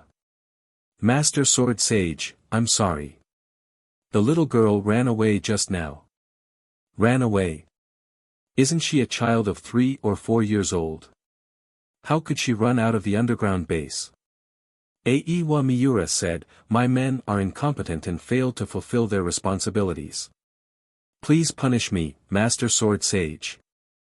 Forget it. Anyway, Qin Haodong and Xianyuan Ligay have already come to Neon. It's not necessary for her to exist. Aiwa Miura said, do you want me to send someone to catch her? Kyochiba said, there's no need to make a big fuss. She's just a child. If we make too much noise, we may alarm Qin Haodong. It's not worth it. I guess it won't be long before they arrive. Is the firepower ready? Aiwa Miura said, don't worry, Master Sword Sage. Everything is ready. Now the firepower of the entire underground military base is under your control. As long as you press the control switch, thousands of cannons will be fired at once and the entire Chiba Island will be blown up. Kyochiba said, that's enough. I have a hunch that they will be here soon. The little fellow was very happy eating in the sushi restaurant and soon finished a serving of sushi. She casually took out a few high-denomination coins from the bag next to her, asked the waiter next to her for another serving, and then began to eat happily. Outside the sushi restaurant, there were 7 or 8 gangsters dressed like rascals staring at the little fellow in the restaurant through the spacious and bright glass window. A gangster with a hippie hairstyle said to a leader with a nose ring next to him, "Boss, this little girl has a lot of money in her hands. It's obvious that she comes from a rich family. If we catch her, we can definitely make a lot of money." Another yellow-haired gangster followed and said, "Yes, boss, and it's very easy to do. I've been observing for a long time. This little girl ran out by herself. There are no adults around her at all. It's easy for us to catch her." The leader of the gangsters thought for a moment and said, "You're right. This is a big deal. It seems that we're lucky today. But this is the downtown area, and there are too many people. We might attract the police, so we have to use our wits instead of violence." The hippie said, "Boss is right. We have to use our wits. But I just saw that this little girl seems to be from Wuxia. She doesn't understand our language, so it's very difficult to deceive her." The yellow-haired gangster said, "It doesn't matter. I've stayed in Wuxia for a few years and know Wuxia language. At least there's no problem communicating with her." The leader of the gangsters said, "Well, I'll leave this task to you. Later, you'll trick the little girl here. As long as you succeed, you'll be rewarded heavily." The yellow-haired gangster said, "Don't worry, boss. I'm best at deceiving children." After the little fellow was full, she walked out of the sushi restaurant with the money bag in her hand. Not long after she walked out, the yellow-haired gangster ran up to her. First, he gave her a lollipop and then said, "Little sister, I'll take you to a fun place, okay?" "Okay, I was worried that I couldn't find a fun place." The little fellow agreed without hesitation. Since it was so easy to succeed, the yellow-haired gangster was ecstatic. He picked up the little fellow and walked to a remote park. The leader of the gangsters followed them closely. When they came to a corner of the park, the yellow-haired gangster looked around and saw that there was no one around. He put the little fellow on a bench, and the leader of the gangsters also surrounded them. Seeing so many people, the little fellow was not afraid at all. While eating the lollipop, she said to the yellow-haired gangster, "Where's the fun thing?" Chapter 762. The gangster leader came over arrogantly and shouted to the little fellow, "Little girl, we're robbing you, you know. Hand over the money in your hand and ask your family to send us $10 million. After that, he looked at the cute little fellow and remembered that she was a Wuxia little girl who didn't understand Japanese at all. He said to the yellow-haired boy next to him, "Hurry up and translate it for me." The yellow-haired boy quickly translated it and said to the little fellow, "Did you hear that? Our boss is robbing you. Hurry up and hand over the money." Robbing? It's fun. Hearing that these people were going to rob her, the little fellow did not feel afraid. On the contrary, she jumped up happily, then put her hands on her hips and said to the gangster leader in an aggressive manner, "Hurry up and hand over all your money." The gangster leader was angry for a moment and said with annoyance, "Little girl, I'm not playing games with you. Hurry up and give me the money, or you'll suffer." The little fellow also followed and said, "Hurry up and give me the money, or you'll suffer." The gangster leader was completely angry. He waved his hand behind him and said, "Go and get the money first." The little fellow also cried, "Go and get the money. Little girl, you're really naughty. It seems that I have to teach you a lesson." As soon as the leader of the gangsters said that, he saw a group of underlings pouncing on him. The punk rushed to the front and kicked him to the ground. Then, everyone punched and kicked him, beating him like a sandbag. "You're King crazy. I'm your boss. How dare you hit me? Don't you want to live?" The leader of the gangsters was shouting, but he was kicked hard in the mouth by a big foot. Several of his teeth were kicked out.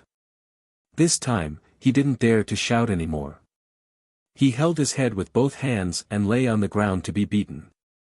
The little fellow jumped up happily and shouted happily while eating a lollipop, "Teach him a lesson. Hit him hard." Hearing her order, these gangsters beat him harder. The gangster leader kept rolling on the ground, wailing, and his head had been beaten into a pig's head. 2 minutes later, the fight was almost over. The yellow-haired gangster searched the gangster leader's wallet and bank cards, and then respectfully handed them to Tang Tang. "Big sister, this is your money. Not bad, I'll buy you some candy later," Tang Tang said like a big sister on TV. However, she felt that this was not very fun, so she removed the fox hypnosis from the gangsters. The punk came to his senses and saw a pig head suddenly appear next to him. He exclaimed, "Who the fuck are you? What are you doing here?" The leader of the hooligans was full of anger. He slapped him in the face. "Bastard, I'm your boss." The punk covered his mouth and exclaimed, "Boss, how did you become like this? Motherf***, it's all your fault." After saying that, the leader kicked the punk's stomach hard. Then, he pointed at the pile of money in front of the little fellow and shouted, "What are you waiting for?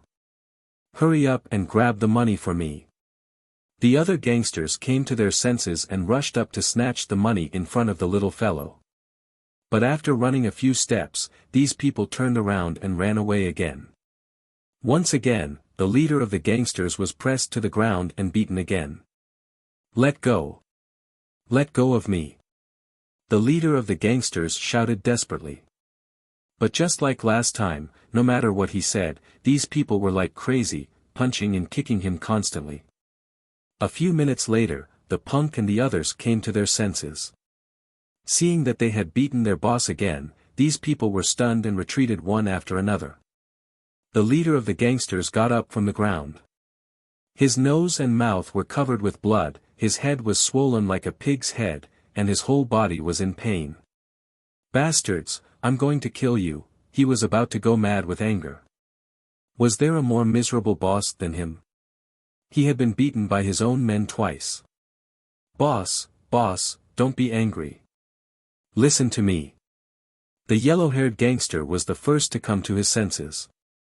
He said to the leader of the gangsters, "Boss, I feel that this little girl is very strange. We couldn't control ourselves at all just now."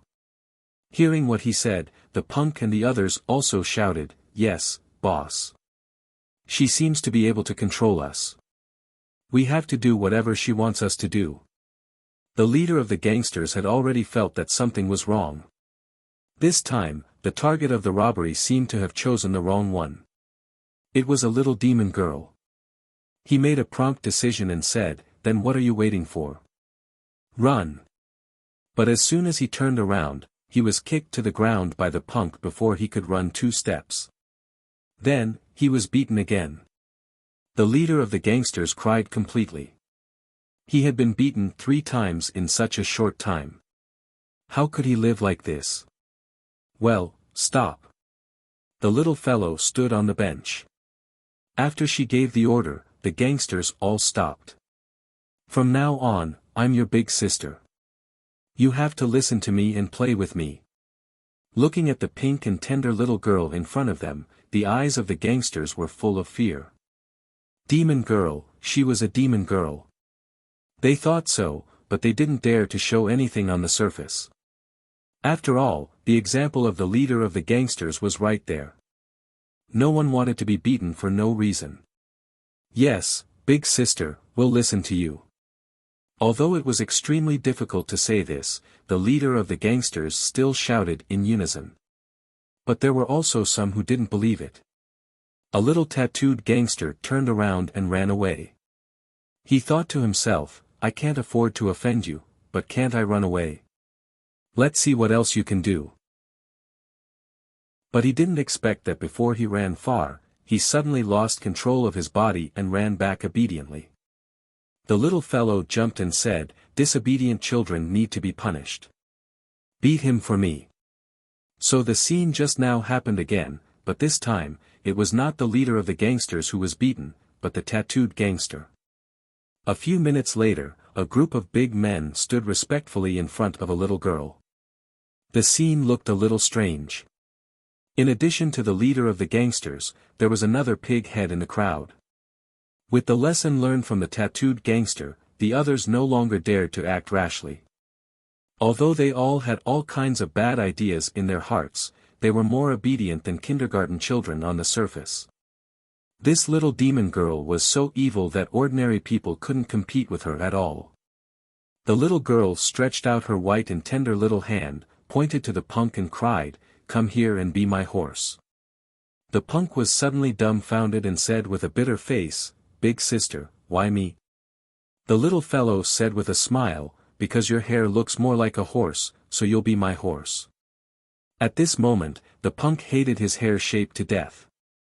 He swore in his heart that as long as he got rid of this little demon girl, he would immediately shave his head and never have a punk face in his life. But although he thought about it and swore, he still had to be a horse. He came to the little fellow respectfully and lay on the ground like a horse. The little fellow jumped on his back, grabbed his hair with her left hand and patted his butt with her right hand. "Go, run. Run. You're too slow. You're not as fast as Dumao." The poor punk was already panting and sweating after running a few laps. His palms and knees had been rubbed by the stones. He fell to the ground with a plop and couldn't get up again. "You're so useless. I haven't had enough fun yet." The little fellow turned to look at the yellow-haired gangster and said, "Come here and continue to be my horse." On Chiba Island, Xianyuan Ligay landed on the island with Qin Haodong and Lin Momo after flying for a while. As soon as they landed on the island, Kyo Chiba, Kishi Sato, and Takeda Inamoto surrounded Xianyuan Ligay. As for Qin Haodong and Lin Momo, they didn't take them seriously at all. This was a deserted island with strong winds and waves, and there were no ships around. If they were not saints, they would not be able to leave this place at all. As long as they killed Xianyuan Ligay, the rest of them would be meat on the chopping board. They could chop them up however they wanted. Qin Haodong strode to Yagi Yukime and raised his hand to break the rope on her body. With the green with genuine chi, he instantly broke the restriction on her body. "Are you hurt? Are you okay?" Yagi Yukime said anxiously, "I'm fine." "Master, you should leave quickly. This is a trap." Qin Haodong patted her on the shoulder and comforted her. "Don't worry. I'm here. He turned around and said to Kyo Chiba, "Where's my daughter?" Kyo Chiba sneered and said, "You're going to die. Why are you looking for your daughter? When you die, I'll let her be buried with you."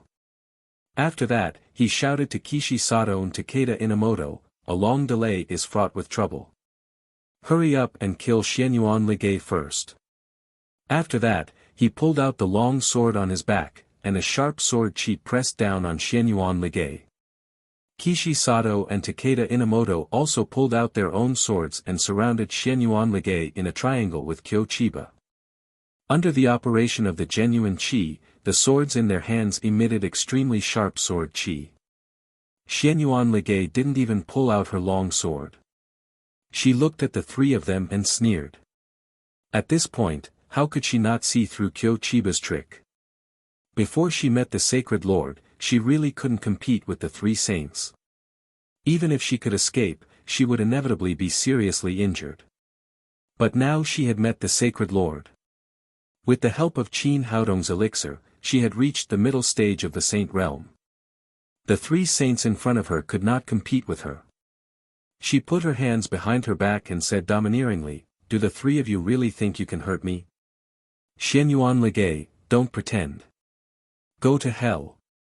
After Kyo Chiba finished speaking, the long sword in his hand turned into a thunderbolt and directly slashed at Xianyuan Ligay's face. Kishi Sato and Takeda Inamoto had worked with Kyo Chiba for many years, so they had a tacit understanding with each other. The moment Kyo Chiba attacked, the swords in their hands also moved.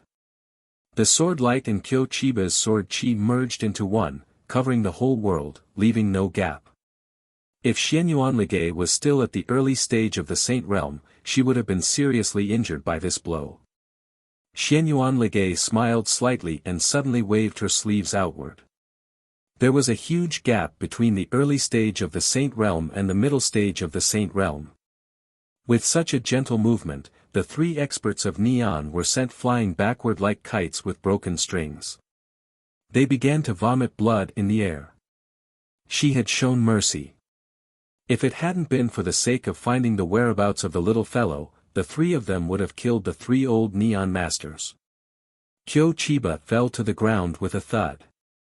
After spitting out a few more mouthfuls of blood, he cried out in horror, "The middle stage of the saint realm. You actually broke through to the middle stage of the saint realm?" Xianyuan Ligay smiled slightly and said, "How is it? You didn't expect it, did you? Hurry up and hand me over, and I can spare your life." Kyo Chiba said with a sad face, "I didn't expect it. I really didn't expect it. I've worked hard all my life, but I haven't been able to reach the middle stage of the saint realm. You actually broke through at such a young age. Why? Why is God so unfair to me?" Adding more chapters for Fat Cat Rolling. Chapter 763. Xianyuan Ligay sighed with emotion in her heart. It was too difficult to break through from the early stage of the saint realm to the middle stage. If she hadn't met the sacred master, she wouldn't have had her current cultivation. It could be said that everything in the Tsihang sword house was thanks to the sacred master.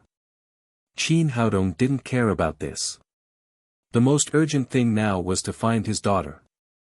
He walked up to Kyo Chiba and said coldly, "Old man, where is my daughter? Hand her over." "Well, I'll tell you now." Kyo Chiba suddenly rose into the air and stretched out two big hands like ghost claws to grab Qin Haodong's neck. He was indeed injured just now, but he was a strong man who had failed to break through to the middle stage of the saint realm. In terms of cultivation, he was much stronger than Kishi Sato and Takeda Inamoto, so his injury was not as serious as it seemed. The reason why he had pretended to be pitiful just now was to distract Xianyuan Ligay.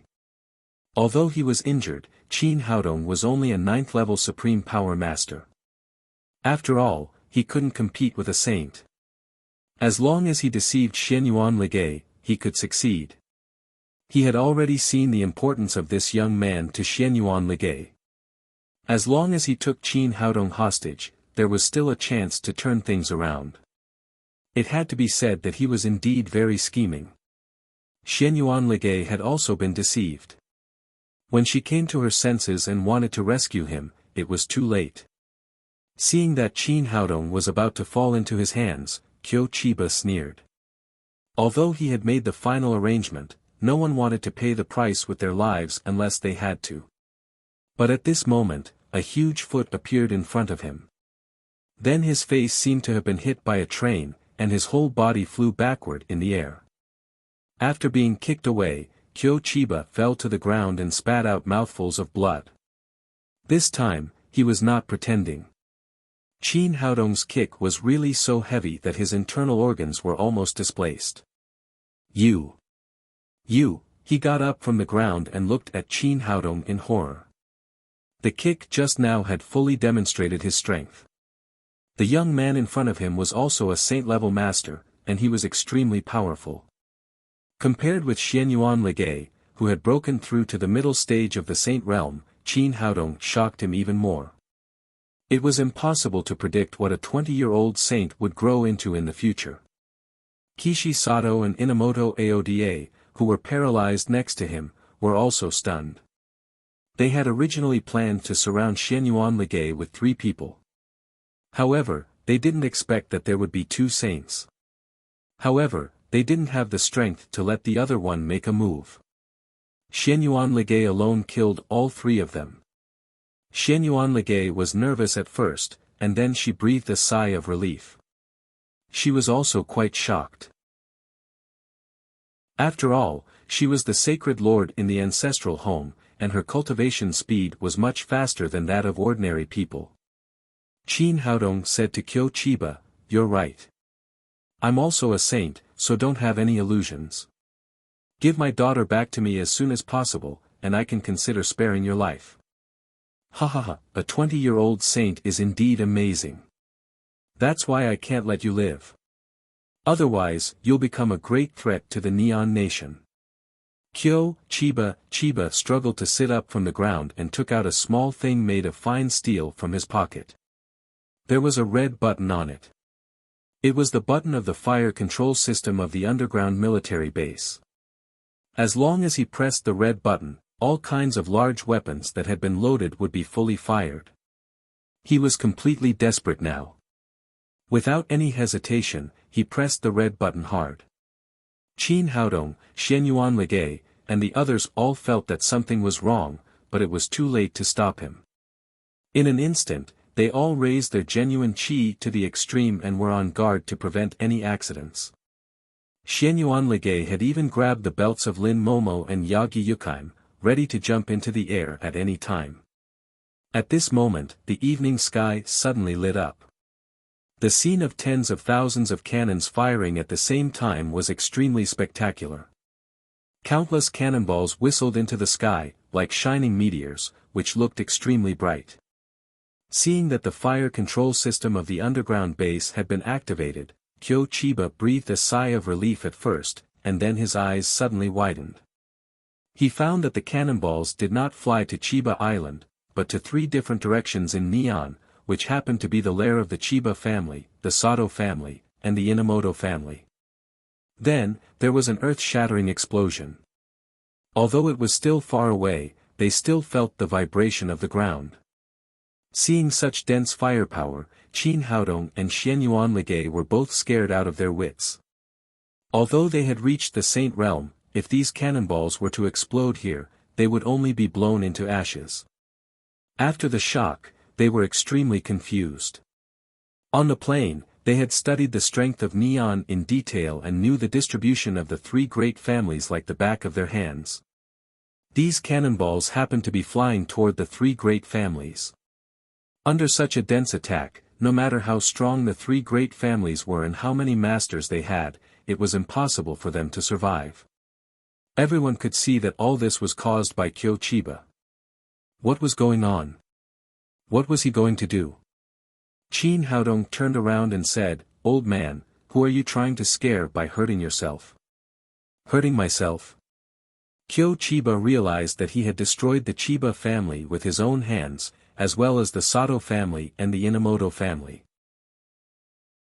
Before he made this plan to die together with them, he was still very calm, because even if the three of them died, the strength of the three great families was still there, and Neon could still rise in the future. But now everything had changed. For some reason, the damn underground base had destroyed the three families. What hope did they have in the future? Thinking of this, he opened his mouth and spat out a mouthful of blood again. He fell to the ground with a plop and fainted. Kishi Sato and Inamoto Aota's lifelong efforts, relatives, and descendants were all in their family base. Now seeing their family being destroyed, their eyes suddenly turned red. They jumped up like crazy and rushed to Kyo Chiba, who had fainted. "Bastard, is this your perfect plan? How dare you destroy my family? I'll fight you to the death." The two of them punched and kicked Kyo Chiba. Fortunately, they were seriously injured and could not raise their cultivation. Otherwise, they could have smashed Kyo Chiba with one palm. Kyo Chiba woke up from his coma. At this time, he had lost his mind and immediately fought with the two of them to vent his anger. "That's enough." Chin Haodong kicked the three of them away and said coldly, "I don't have time to waste with you. Hand over my daughter as soon as possible." Kishi Sato got up from the ground and looked at Chin Haodong with a crazy expression. He shouted, "My family is gone. What hope do I have to live on? Kill me, kill me. Then go to hell." Chin Haodong raised his hand and waved. The Xian Yuan sword directly cut off Kishi Sato's neck, and blood spurted out. The three of them were all saint-level masters with strong spiritual power, so he did not dare to use mind manipulating at will. He could only interrogate them in this way. Perhaps the death of their companion stimulated the nerves of the other two people. Kyo Chiba and Takeda Inamoto immediately calmed down a lot. Chin Haodong put the Xian Yuan sword on Kyo Chiba's neck and said, "Tell me, where is my daughter?" In the park, the little fellow was having a good time. She rode on a group of gangsters one by one. In the end, these people couldn't crawl anymore. She returned to the bench, pointed at the leader of the gangsters and said, "Dance for me." The leader of the gangsters said with a painful expression, "Big sister, I really don't know how to dance. Please spare me." He was so regretful now. If he had known this would happen, he would not have kidnapped this little witch. Wasn't he courting death? The little fellow waved her hand and said, "You don't know how to dance, do you? Beat him." Hearing that he was going to be beaten again, the leader of the gangsters was completely scared. If he continued to be beaten like this, he would definitely be beaten to death. He hurriedly shouted, "I can dance. I can dance. Big sister, what kind of dance do you want to see?" The little fellow said, "Just dance a duckling for me." The leader of the gangsters didn't know how to dance. He would just twist a few times in the bar and dance hall. At this time, when he heard the little fellow order a duckling, he immediately said with a bitter face, "Big sister, why don't you call the police? Don't torture me. We'll admit to kidnapping and let the police take us away, okay?" The little fellow said, "No, you haven't danced for me yet. Even if you call the police, you have to wait until I've seen enough of your dance." The leader of the gangsters had a helpless look on his face. He had no choice but to jump up. He didn't know how to dance a duck, so he could only learn to walk like a duck and make a duck's cry. Seeing this scene, the little fellow giggled and barely managed to get away with it. The leader of the gangsters breathed a sigh of relief. There was really no one else who could be as good as him. At this time, he hated the adults in the child's family.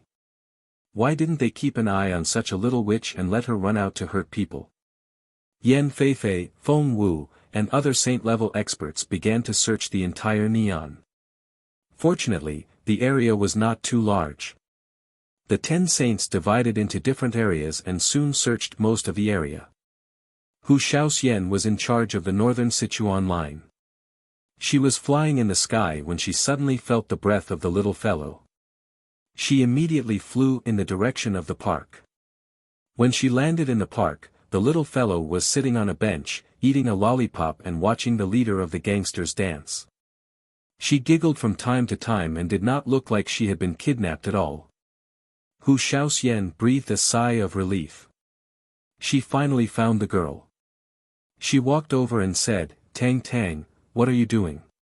When the little fellow saw Hu Shaoxian, she cried out excitedly, "Auntie Shaoxian, look, this person's dance is so ugly."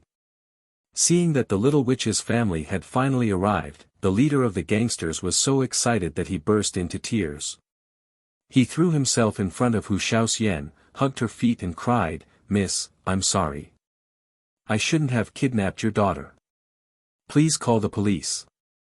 I can't stand it anymore." Hu Shaoxian was shocked and kicked the guy away. Then she said to the little fellow, "Tang Tang, what did you do to him?" The little fellow said innocently, "Nothing. They said they would take me here to have fun, so I played games with them."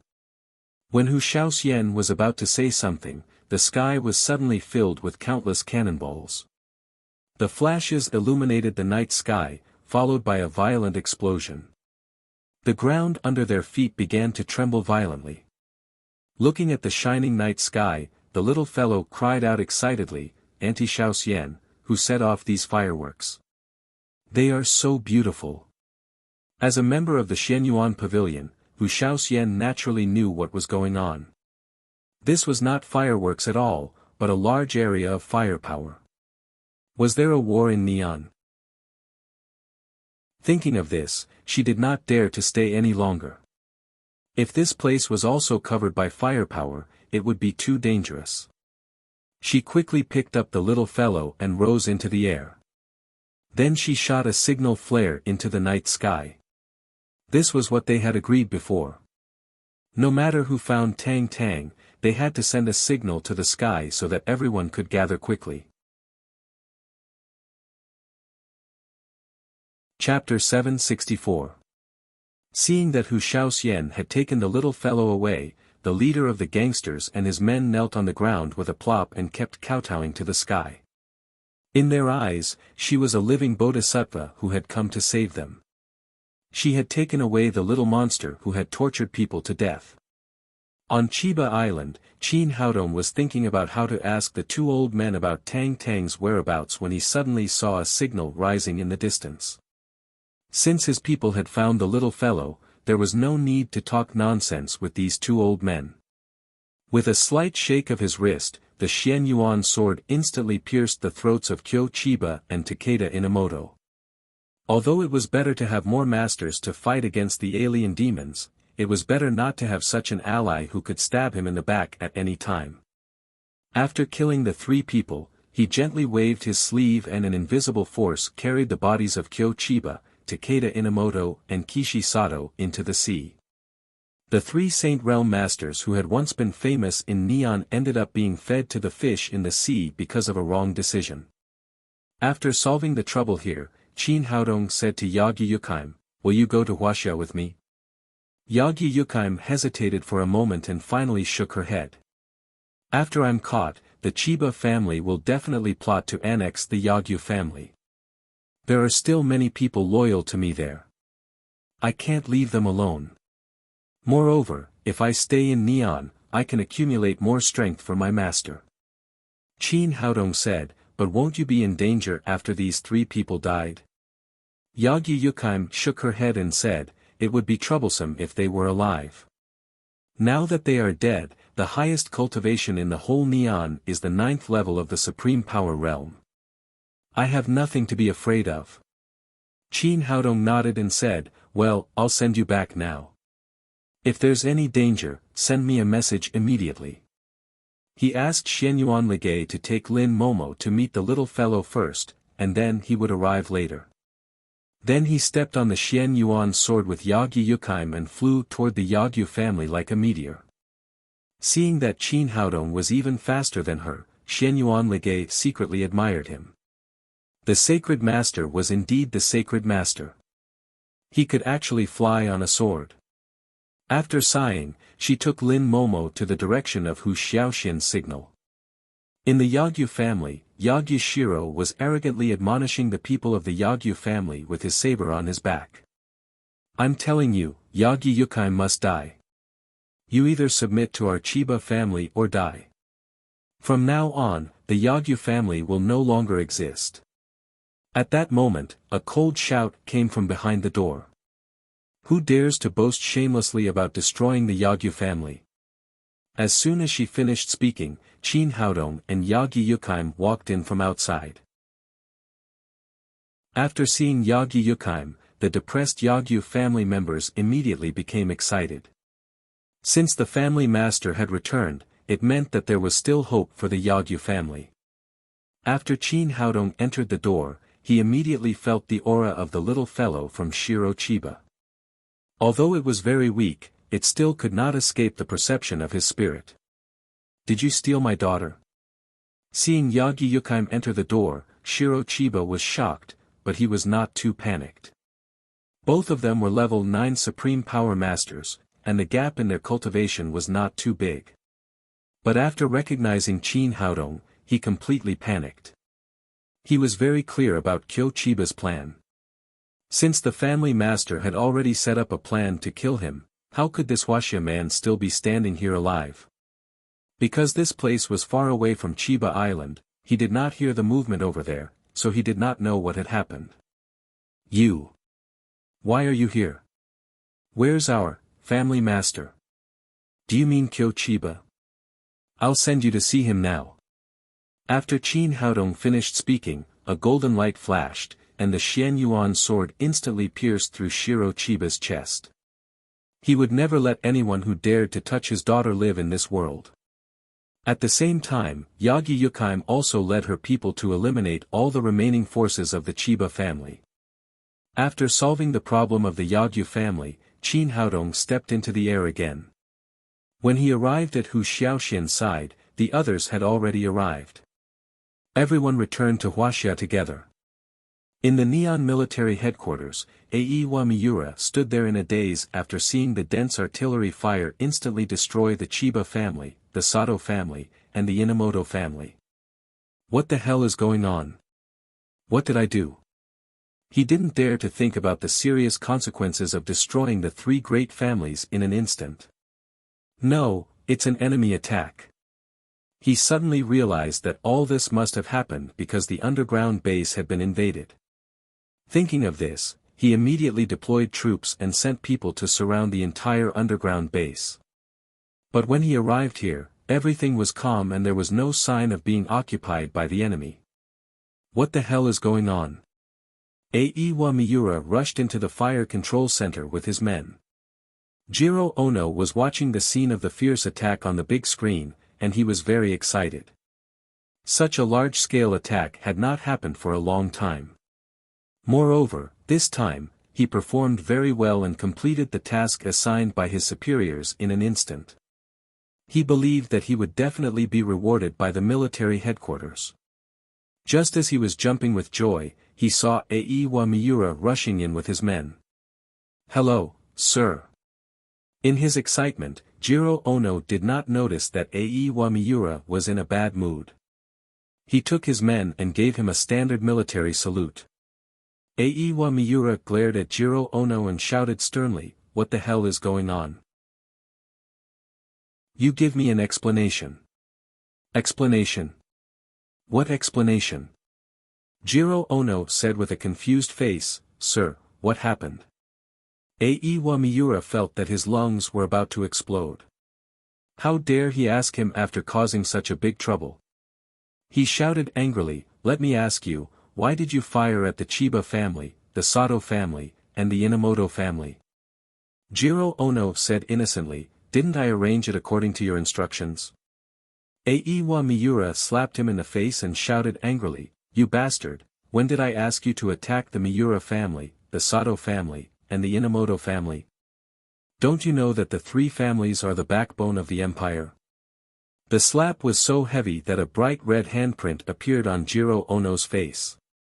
He stood there and did not dare to move, but he said with great grievance, "Sir, I did it according to your orders." Aiwa Miura was so angry that he said angrily, "You bastard, when did I ask you to bomb the three families?" Jiro Ono said, "That's what you marked on the map. I asked you why you wanted to bomb the Chiba family at that time. You said that the three families had to sacrifice for the empire. I thought it was part of your plan, so I arranged the firepower. Bastard, I'm talking about the sacrifice of the Chiba family. I'm talking about Chiba Island. The three families are sacrificing themselves because the patriarchs of the three families want to die together with the enemy. When did I ask you to completely destroy the foundation of the three families? Aiwa Miura roared angrily, and are you blind? I've marked the attack points on the map. Don't you even know this common sense? Jiro Ono said with great grievance, Sir, I arranged the firepower according to the attack points marked on the map. That's impossible. Show me the map. Yes, sir. Jiro Ono agreed and showed the map of firepower that Aiwa Miura had sent to him on the big screen. Aiwa Miura took a look at the map and saw that the attack point was clearly marked on Chiba Island. He immediately breathed a sigh of relief. If it was really his fault, he would not only lose his position but also be put in prison. Knowing that it was not his fault, he roared again, Bastard, the attack points are marked so clearly.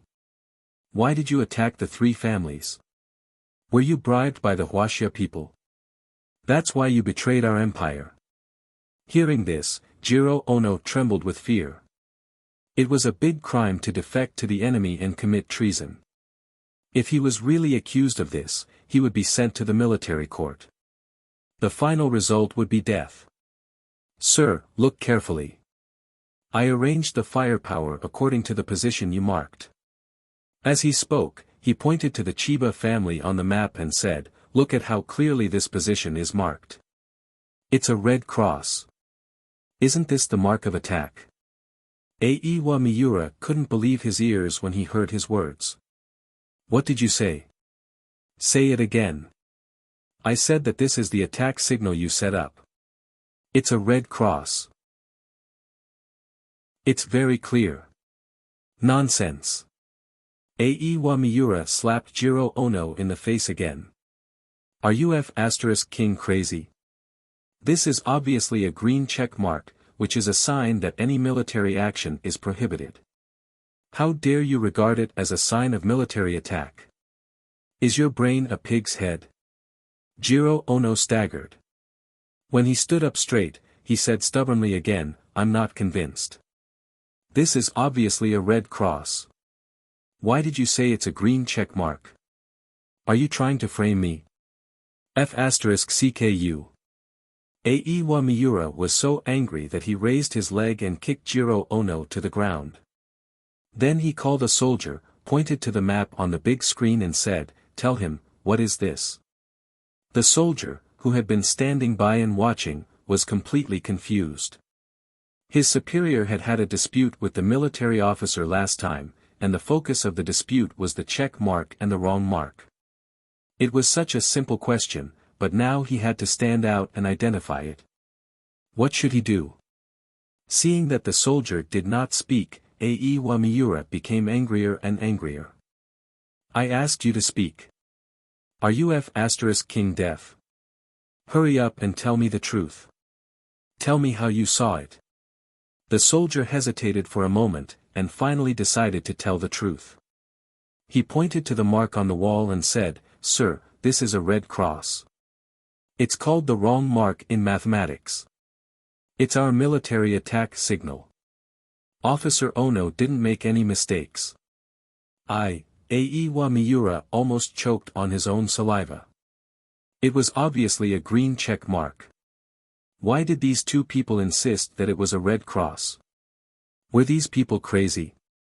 He was sure that this man was Jiro Ono's trusted subordinate, and the two of them had colluded together. He kicked the soldier away again, grabbed another one from the side, and asked, What do you think this is? Sir, this is a red cross. Aiwa Miura's heart collapsed. Why did three people say the same thing in a row? He raised his finger to the red cross marked on the Chiba Island and asked, What is this? Sir, this is a green check mark. F*CKU. Damn it. Aiwa Miura kicked the soldier away, and then he asked all the soldiers in the control center one after another. Everyone insisted that the mark on the map was a red cross. Aiwa Miura stood in front of the big screen and was completely dumbfounded. At this moment, he felt that his worldview had collapsed. Could it be that he had made a mistake? Was the mark marked by the three great families really an attack signal? Soon, the senior officials of Neon thoroughly investigated the attack, and the final result was a little shocking. Aiwa Miura and Jiro Ono were not sent to the military court. Instead, they were sent to a mental hospital in a very strange way. It was said that it was because they couldn't figure out whether it was a check mark or a wrong mark. Chapter 765. After Qin Haodong and the others returned to Huaxia, Xianyuan Ligay directly took the four elders back to the Xianyuan pavilion, and the people of the Tang sect returned to the Tang sect. Knowing that the lost children of the Tang sect had finally been found, the seven great families in the capital secretly breathed a sigh of relief. Through this incident, they once again recognized the powerful strength of the Tang sect. It was not an exaggeration to say that there were many masters. If the Tang sect really got angry, none of them would be able to bear it.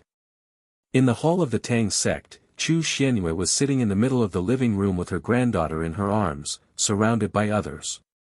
Lin Momo said, "Tang Tang, tell me quickly. Did they bully you? Did you suffer?" "No. No, Mama, I had a good time." Speaking of this, the little fellow looked unsatisfied, as if she felt that the kidnapping trip had ended too quickly. Lin Momo scolded her, "Don't talk nonsense. How can you be happy when you are kidnapped?"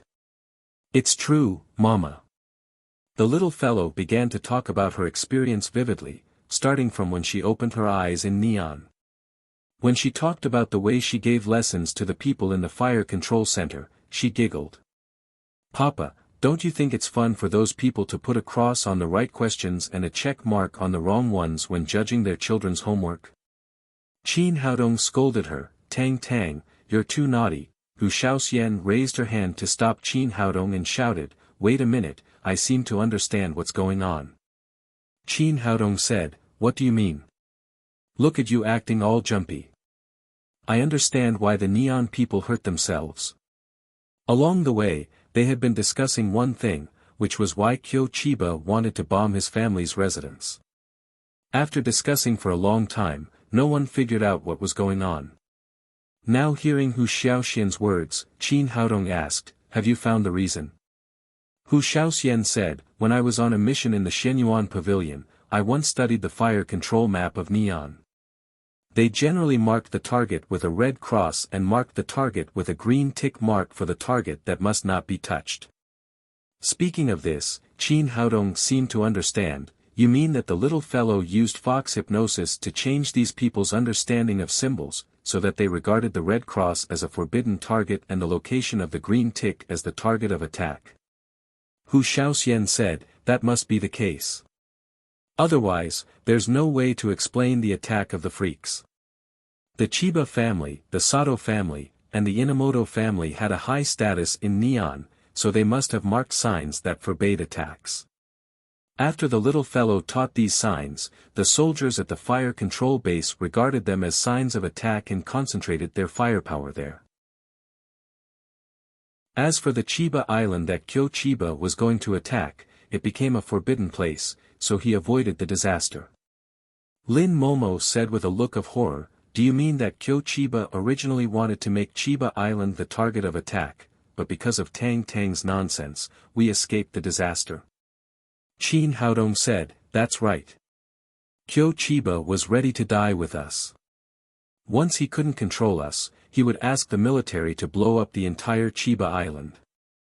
At that time, even a master of the Saint Realm would not be able to escape.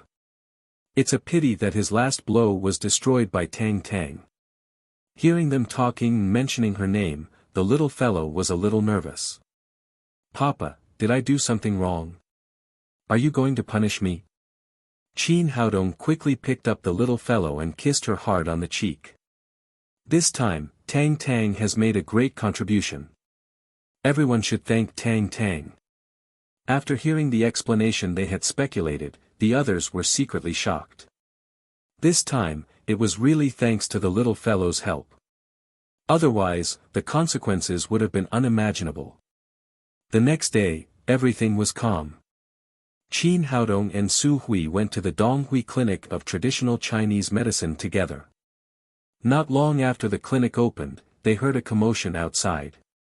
They came to the door and saw a red BMW Z4 parked in front of the door. In front of the car, there were yellow roses as the edge and red roses as the core, forming a huge heart shape. In front of the flowers and the car stood a young man in a suit and leather shoes. He held the car with one hand and made a pose with the other, which he thought was very handsome. After Su Hui came out, the man immediately said excitedly, "Hui Hui, I prepared these for you. What do you think? Do you like them?" Qin Haodong understood. It turned out that this guy had made such a big noise to steal his woman. Then a playful smile appeared at the corner of his mouth. This guy came to steal his woman, so he had to do something. When Su Hui saw the young man, a look of disgust flashed across her face. "Sun Bowie, I've already told you that I have a boyfriend. Please don't bother me anymore, okay?" Sun Bowie said, "Hui Hui, don't lie to me. I've noticed that you've always been alone for so long. When have you ever had a boyfriend?" Qin Haodong took 2 steps forward and said with a smile, "Dude, I'm here. Can't you see me?" Su Hui reached out and took Qin Haodong's arm. "Do you believe me this time? I do have a boyfriend. Please don't come here again." Sun Bowie was stunned. He didn't expect that Su Hui really had a boyfriend, but he still said, "Hui Hui, I'm absolutely sincere to you. As long as you're not married, I will always pursue you." Qin Haodong glanced at him and said with a smile, "How? Are you going to use these wilted roses?" "A wilted rose?" Hearing this, Sun Bowie was a little stunned. These roses were the freshest ones he had bought at a high price. How could they be wilted? But when he looked down, he was dumbfounded. He saw that the 999 roses in the shape of a heart were all wilted at this time. They didn't look like flowers at all. "Bastard, how dare these people in the flower shop lie to me?" Sun Bowie scolded fiercely. In his opinion, the people in the flower shop must have done something to the flowers. They looked fresh, but now they were withered quickly. He raised his head and said to Su Hui, "I'm sorry, Hui Hui. I was cheated by those people, but it doesn't matter. I bought this car for you. It's the BMW Z4 with the highest configuration. I think this car is really a good match for you." Speaking of this, his face was full of confidence again. This BMW Z4 had cost him 1,000,000 yuan. He believed that it would definitely win the heart of the beautiful woman. But at this time, Qin Haodong said, "Dude, is this a second-hand car bought from the old goods market? It doesn't look like a new car at all. The car is scratched and the tires are flat. Are you going to give this kind of car to Hui Hui? That's impossible. This is a new car I just bought from the 4S shop." Sun Bowie looked back and his eyes almost fell to the ground. He saw that the 4 wheels of the BMW Z4 he had just bought were completely out of gas. The whole car was lying on the ground, which looked extremely strange. There were scratches on the body of the car, which looked extremely miserable. It didn't look like a new car at all. "My car. Who the hell touched my car?" Although Sun Bowie was also rich, he was not a rich young master who spent money like water. Looking at the miserable BMW Z4 in front of him, he felt extremely distressed. At this time, many people had gathered around to watch the fun. When they saw Sun Bowie's car, they immediately began to whisper to each other. "Who is this? He looks well dressed. How could he use such a shabby second-hand car to chase after a woman? It's so shameful." "That's right. It's an old rose and a second-hand car. If I were a girl, I wouldn't agree. Dude, hurry up and go back. Remember to be generous when you chase after a woman in the future. Dr. Su is so beautiful. How could you like such a thing? Facing the roars and sarcasm around him, Sun Bowie cried out in annoyance, my car is new. I don't know who did this to it. If I find out, I'll definitely kill him. Qin Haodong smiled and took Su Hui's hand back to the clinic. After entering the clinic, Su Hui quickly explained, don't think too much. I don't know him at all. I just met him in the wholesale market of medicinal materials a few days ago. I didn't expect that he would keep coming after me. I don't know where he found my phone number a few days ago, but he kept calling me. Today, he came to my door again. Qin Haodong held her delicate face and kissed her gently on the forehead. Don't worry. I'm not the kind of man who gets jealous easily. Besides, someone is chasing after my woman, which means that my woman is attractive. Seeing that Qin Haodong was not angry, Su Hui was relieved. Haodong, what did you do just now? She naturally knew that Sun Bowie must have brought flowers and a new car. It must have something to do with Qin Haodong's sudden change. It's just a little trick. Qin Haodong said with a smile, since he dares to steal my woman, I naturally have to make him pay the price. It was normal for a beautiful girl to be pursued, so Qin Haodong did not go too far just now. He just embarrassed Sun Bowie in public and lost some money. The two of them continued to operate the clinic and treated the patients. After a while, Sun Bowie came in again, but his clothes had changed a lot. He took off his suit and put on a long robe. Su Hui frowned, stared at him and said, are you done? Why are you here again? Sun Bowie hurriedly said, I promise you that it was just an accident. I really bought flowers and a new car. I didn't expect it to be like that. Give me some time. I promise I'll replace them with new ones tomorrow. Su Hui said, your car and flowers have nothing to do with me. Go find another woman. I really have a boyfriend. Hui, I know you're not a materialistic girl, so I have to introduce myself again. Sun Bowie straightened his back and said, my name is Sun Bowie. I'm 28 years old.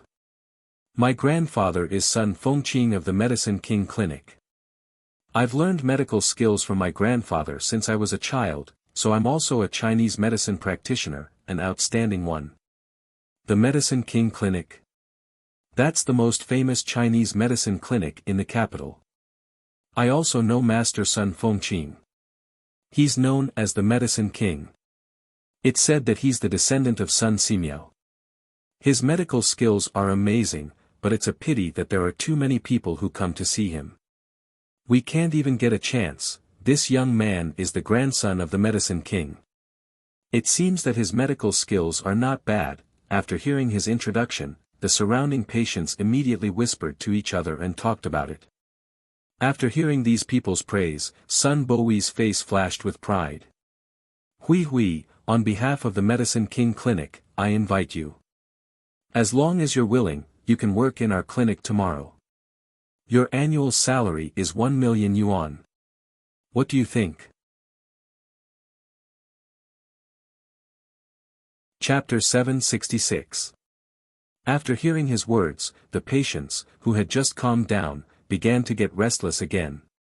Oh my God, an annual salary of 1 million yuan. Why can't I be so lucky? Don't even think about it. Do you have Miss Su's medical skills? What do you know? She values not only your medical skills, but also your appearance. Sun Bowie became more and more complacent. He really couldn't find a reason for Su Hui to refuse. Such a small clinic could only make 200,000 or 300,000 yuan a year. How could she refuse the temptation of an annual salary of 1 million yuan? I'm sorry, I don't want to. Su Hui's words directly brought Sun Bowie back to reality. Why? Do you think the salary is too low? If you think the annual salary of 1 million yuan is too low, I can give you more. Su Hui said, it's not about money. I run my own clinic well. There's no need for me to work for others. Sun Bowie said, since you don't want to leave the clinic, it's easy. I can hang a sign of the branch of the Medicine King Clinic here. I can guarantee that the number of your customers will increase by more than 10 times and you will have endless money every day. Su Hui put down the pen in her hand, looked at him and said, I told you that it's not about money. I'll open my own clinic with my own ability and I don't want to rely on anyone's help. If there's nothing else, please go back. Don't affect my treatment of the patients. Hui, listen to me. Seeing that he was pestering her, Su Hui couldn't help getting annoyed even though she was calm. She said, Sun Bowie, I'll tell you again. I have nothing to do with you, and you can't call me Hui. Qin Haodong patted Su Hui on the shoulder and said, Hui, don't be angry with such a person. It's unnecessary. Sun Bowie was about to explode with anger. He was not allowed to call her Hui, but Qin Haodong immediately came over to call her Hui. Wasn't it obvious that he was humiliating him? Hui. Su Hui, I know you don't like money, but you can directly learn medical skills from my grandpa in our Medicine King Clinic. You know, my grandpa is the best traditional Chinese medicine practitioner in Wuxia. If you learn from him, you will definitely improve your level quickly, which is something that many people can't even dream of. His grandfather, Sun Fengqin, was indeed one of the best in the field of traditional Chinese medicine. He was even known as the king of medicine in the capital. There were so many people who wanted to be his apprentice. Therefore, he played this card, thinking that Su Hui, who loved traditional Chinese medicine, would definitely be tempted. Su Hui said, Sun Bowie, let me tell you, if you want to learn traditional Chinese medicine, I have a good teacher around me. His medical skills are 10 times better than your grandfather's. Sun Bowie said, Su Hui, don't be angry. My grandfather is the king of medicine, the best Chinese medicine practitioner in Wuxia. No one can surpass him in medical skills. Su Hui sneered and said, the best traditional Chinese medicine practitioner in Wuxia. I don't think so. Sun Bowie was not convinced and said, do you think someone is better than my grandfather in medical skills? Yes. Qin Haodong said happily, it's me. Su Hui said, that's right. My boyfriend's medical skills are much better than your grandfather's. There's no need to learn from others. Looking at Qin Haodong, Sun Bowie's eyes were full of disdain. Su Hui, don't be deceived. Our traditional Chinese medicine practitioners are all about the accumulation of experience and qualifications. People like me, who learned medical skills from my grandfather since I was a child, didn't make any achievements until I was 18 years old. He's so young. I'm afraid he hasn't even memorized the soup song. How can he be compared with my grandfather? I'm afraid he's not even as good as me. Speaking of this, he looked proud. In the field of traditional Chinese medicine in the capital, he had been called a prodigy since he was a child, and the whole Medicine King Clinic had high hopes for him. In private, he was even called the young Medicine King. However, in Su Hui's eyes, Qin Haodong was unparalleled. He was the unique medical sage in the world. Even if the other party was the Medicine King, he could not compare with her man. So after Sun Bowie finished speaking, her face immediately darkened. Sun Bowie, you're too arrogant. You can't even compare with a corner of my man. That's impossible. Of course, Sun Bowie would not be convinced by a young man in his 20s. In his opinion, Qin Haodong had deceived Su Hui with his appearance. He said, Hui, you don't know how outstanding I am. I learned traditional Chinese medicine from my grandfather when I was 5 years old. At the age of 8, I could recite the soup song fluently. At the age of 10, I could accurately identify all the acupoints of the human body. At the age of 18, I was able to treat patients on my own. After the age of 20, I won countless honors. I've been commended by Director Yang of the Sanitary Bureau. What does he have? How can he compare with me? Commendation. I have one too. As Qin Haodong spoke, he slapped a red book on the table in front of him. Sun Bowie looked down and saw that it was the Best Medical Contribution Award, and below it was the Ministry of Health of Wuxia. He had just said that he had been commended by the Sanitary Bureau, but Qin Haodong took out a prize from the Ministry of Health in the blink of an eye, and the level was much higher than his verbal commendation. Although he was shocked, he couldn't lose face in front of the goddess he liked. He added, Su Hui, the commendation is not real.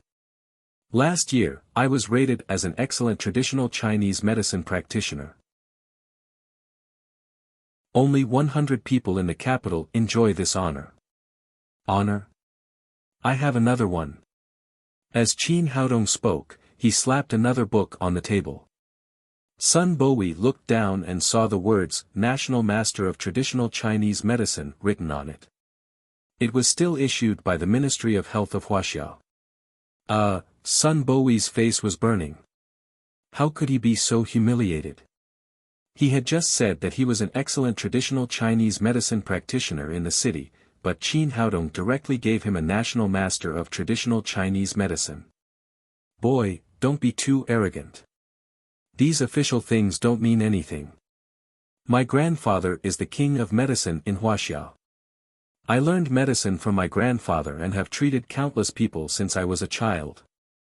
I'm called the Little King of Medicine. The reputation among the people is the most authentic. The reputation among the people. I have another one. Qin Haodong stood up and said in a mocking tone, It seems that I can't keep a low profile. I have to introduce myself. I'm Qin Haodong, and I also have a nickname in the field of traditional Chinese medicine, medical sage. What? You're the medical sage Qin Haodong. As a member of a traditional Chinese medicine family, it was impossible for Sun Bowie not to have heard of the medical sage. When he heard that the young man in front of him was the famous medical sage, he was so shocked that he opened his mouth wide. Half a month ago, he met Su Hui in the traditional Chinese medicine market. At that time, he was shocked and vowed to win this girl's heart. However, he did not expect that his rival in love was so powerful. He turned out to be the medical sage of Wuxia. However, when he thought of his grandfather's evaluation of Qin Haodong, he calmed down a lot. After hearing the name of the medical sage for the first time and the blood revival elixir that could completely cure leukemia, Sun Fengqing, the king of medicine, made such an evaluation. He said that it was impossible for such a young man to have such amazing medical skills, let alone the title of medical sage. The blood revival elixir must have been developed by the elixir recipe left by his ancestors, not by his own efforts. Thinking of this, he summoned up his courage again and said to Qin Haodong, Do you dare to compete with me in medical skills? If you lose, you will leave Su Hui. If I lose, I will quit immediately and never step into the Donghui Clinic of traditional Chinese medicine again. Qin Haodong said, Do you want to make a bet? Well, you take out 10 million yuan. If I lose, I don't want the 10 million yuan. If you win, you can take it away. Sun Bowie said angrily, Are you out of your mind? The 10 million yuan is mine. Why should I bet with you? It's good that you understand this. Su Hui is mine. Why should I bet with you? After saying that, Qin Haodong kissed Su Hui on the cheek. Su Hui suddenly blushed. She raised her hand and gently punched him in the chest. What are you doing? There are so many people here. Sun Bowie was so angry that he was speechless and could not say a word. This man is really unreasonable. Look at how loving Dr. Qin and Dr. Su are. How dare he bet with Dr. Qin's girlfriend? I really don't know what he is thinking, that's right. Is this man out of his mind? He said that he is from the Medicine King Clinic. I think he is really a disgrace to the old Medicine King, Sun Bowie said angrily. Qin Haodong, in my opinion, you are just fishing for fame. Well, I'll take out 10 million yuan and you will also take out 10 million yuan. How about we make a bet? Qin Haodong shook his head again and said, "That's enough. You can leave now. If your grandfather is here, you are not qualified to compete with me in medical skills. You don't dare to. You can think whatever you want." Qin Haodong really didn't take Sun Bowie seriously. If any Tom, Dick, or Harry could stand up to challenge his medical skills, then his title of medical sage would be too worthless. "You." Sun Bowie's face was full of anger. Suddenly, he seemed to have made up his mind. He stepped to another empty table next to him and sat down. "It's fine if you don't dare to compete with me. Today, I'll show you some of my skills and show you my medical skills." He said to the patients present, "I'm Sun Bowie from the Medicine King Clinic. Anyone who wants to see a doctor can come to me. I can treat you for free." Seeing that he was treating patients in her clinic, Su Hui stood up and said, "Sun Bowie, this is my place. Why are you treating patients here? Get out of here." "Su Hui, don't worry about me. I just want to show this guy who doesn't deserve his reputation." He wanted to treat patients here for two purposes. One was to show Qin Haodong's prestige, and the other was to show Su Hui his medical skills so as to win her heart. Su Hui was about to say something when Qin Haodong stopped her and said, "Forget it, Hui Hui. We don't need to pay for free labor. Let him see if he wants to." Seeing that Qin Haodong didn't object, Su Hui didn't stop him. The patients present were not from the traditional Chinese medicine world, so they didn't know much about the medical sage. But they knew very well about the Medicine King Clinic, which was born and raised in the capital. Today, the young Medicine King would treat patients for free. These people immediately lined up in front of Sun Bowie, while Qin Haodong and Su Hui were free. Sun Bowie glanced at Qin Haodong proudly and said, "See? This is fame. Go ahead. If there are any difficult miscellaneous diseases that you can't treat, come to me." Qin Haodong was not angry at all. He made 2 bowls of fragrant tea, gave one to Su Hui and kept the other for himself. Sun Bowie snorted and began to treat the patients in front of him. He was very busy feeling the pulse, asking for diagnosis, performing acupuncture, and writing prescriptions. As the heir of the Medicine King Clinic, his medical skills were much better than those of his peers. He was comparable to an old Chinese medicine doctor who had been famous for many years. Moreover, he was very fast. In less than an hour, he had seen more than a dozen patients in succession. At this time, a young woman in her 30s came in. She was not beautiful, but the curve of her chest was a little exaggerated. It was estimated that she would not be able to see her toes if she didn't lower her head. She was the kind of meat that made men salivate. She was a beautiful woman. This chapter is for readers who have monthly votes. Chapter 767. The woman sat in front of Sun Bowie and kept coughing. Her chest was heaving up and down as she coughed, which made people feel that her chest was surging. Sun Bowie took a peek at the woman's chest, but when he thought that Su Hui was watching, he quickly looked away. "Miss, what's wrong with you?" The woman said, "Doctor, I may have caught a cold these days. I keep coughing." Sun Bowie felt her pulse and said, "You really have a cold in your lungs. I'll give you a prescription to warm the lungs and dispel the cold. You'll be fine after taking it for half a month." "Do I have to take it for half a month?" The woman said while coughing, "Doctor, is the medicine bitter? Does it taste bad?" Sun Bowie said, "Traditional Chinese medicine is always bitter, but bitter medicine is good for the disease. As long as you take the medicine according to my prescription, you will definitely be cured in half a month and will never relapse." The woman frowned and said, "But I can't stand taking such a bitter traditional Chinese medicine soup for half a month. Can you help me think of another way?" Sun Bowie said, "If you don't like taking medicine, you can use acupuncture.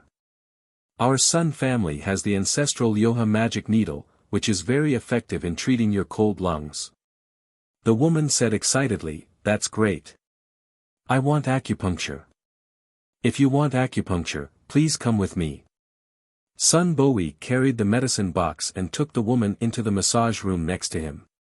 But less than 2 minutes later, there was a crisp sound, and then the woman came out angrily. You scoundrel, this is not acupuncture. You just want to take advantage of me. Sun Bowie then walked out of the massage room.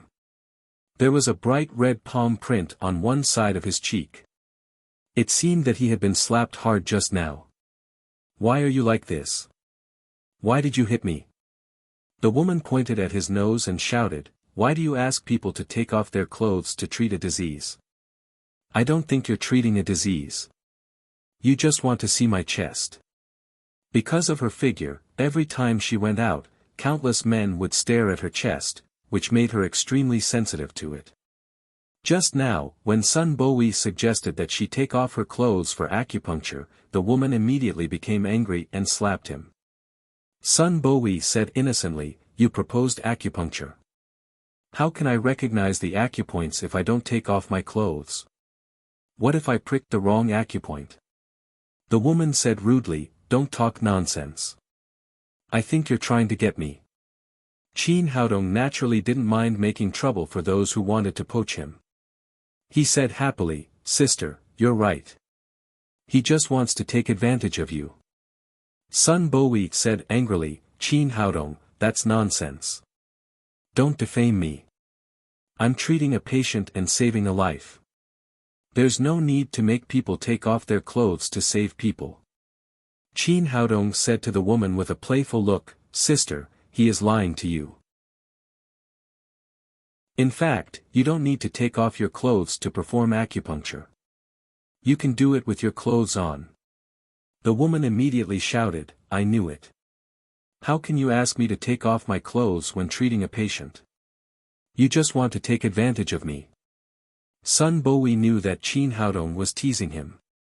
He said angrily, How can I recognize the acupoints if I don't take off my clothes? Why don't you make one for me? As far as he knew, no one could perform acupuncture with clothes on, not even his grandfather, the king of medicine, Sun Fengqin. Qin Haodong smiled slightly and said, Now I'll show you the gap between us. Then he picked up the needle bag on the table and said to the woman, Sister, your disease is easy to cure. You'll be cured as long as you have acupuncture. Really? Little brother, thank you. The woman was about to walk to the massage room. Just as men liked beautiful women, women also liked handsome men, so this woman's attitude towards Qin Haodong was much better than that of Sun Bowie. She even thought that it didn't matter if she took off her clothes in front of Qin Haodong. It would be good if she could hook up with this handsome young man with her own money. Qin Haodong stopped her and said, Sister, you don't have to. I've told you that it's taking advantage of me if I ask you to take off your clothes. We can do acupuncture here. Then he asked the woman to sit on the chair in front of him, took out the silver needles and prepared to perform acupuncture. Sun Bowie immediately shouted, Qin Haodong, don't do anything rash. You'll die. As a Chinese medicine practitioner, he knew very well how important acupoints were to a person. Once he recognized the wrong acupoints, the consequences would be unimaginable. Qin Haodong didn't care at all. Under the scanning of his spirit, it made no difference whether the woman was wearing clothes or not. He ignored Sun Bowie at all and moved as fast as lightning. In the blink of an eye, he pierced more than a dozen silver needles into the woman's chest, such as the Chanzhong, the Zhonghuan, and the Qimen acupoints. Sun Bowie was completely dumbfounded. He didn't expect this young man to be so bold. Even if the woman took off her clothes, he couldn't recognize the acupoints so quickly. Qin Haodong, you'll definitely make a mistake. Hurry up and pull out the needles. Don't worry, it won't be wrong. Qin Haodong said to the woman, Sister, how do you feel? Since the silver needles were inserted into the acupoints, the woman immediately stopped coughing. She said in surprise, Little brother, your medical skills are amazing. Now I feel warm and comfortable in my chest. I don't cough anymore. How is this possible? Sun Bowie stood there in a daze. He couldn't believe what was happening in front of him. 5 minutes later, Qin Haodong took out all the silver needles and said, "Sister, you've completely recovered. Just be careful not to catch a cold in the future." "Little brother, thank you. Thank you so much. How much is the consultation fee? Just tell me." The woman took out her wallet and was about to pay. Qin Haodong glanced at Sun Bowie and said with a smile, "Sister, I don't need the consultation fee. I apologize to you on behalf of my brother." Sun Bowie was confused. "What did I do wrong? Why should I apologize? You rascal, don't let me see you again." The woman put away her wallet and spat at Sun Bowie. It turned out that she didn't need to take off her clothes for acupuncture. This guy just wanted to see her chest. She then said to Qin Haodong, "Little brother, we're both doctors, but there's a big gap between us. If only doctors could be like you. I accept your apology and won't argue with this guy anymore. Otherwise, I'll call the police to arrest him." After that, she gave Sun Bowie a hard look and walked out of the clinic. I really didn't know that Dr. Sun was such a person. Seeing that the woman's chest was big, he had a bad idea. That's right. How can a doctor do this? He can perform acupuncture without taking off her clothes, but he asked her to take off her clothes. Isn't he a hooligan? Hearing the discussion around him, Sun Bowie glared at Qin Haodong and said, "Qin, did you trick me?" Qin Haodong said, "I also used my ability to trick you. If you don't like it, you can trick me too." Sun Bowie was speechless. Indeed, Qin Haodong also used his ability to trick him. He could accurately recognize the acupoints without taking off her clothes. Even his grandfather couldn't do that. But in front of his goddess, he naturally couldn't bow his head and admit defeat. He said, "It's just recognizing the acupoints through her clothes. It's not a big deal. Even without you, I can still cure that woman's disease. It doesn't mean that your medical skills are better than mine." Qin Haodong said casually, "Well, go on." After that, he sat back in his seat and drank tea leisurely. Sun Bowie glared at him and continued to treat the patients in the clinic. However, after what had happened just now, all the patients who stayed in his clinic were men, and all the female patients went to Qin Haodong's clinic. What made Sun Bowie most depressed was that even the 60-year-old woman did not go to his clinic. She even looked at him as if he were a pervert. Fortunately, Qin Haodong's speed was very fast. It only took him half an hour to finish treating all the 7 or 8 female patients in front of him. The patients who entered the clinic later did not know what had just happened.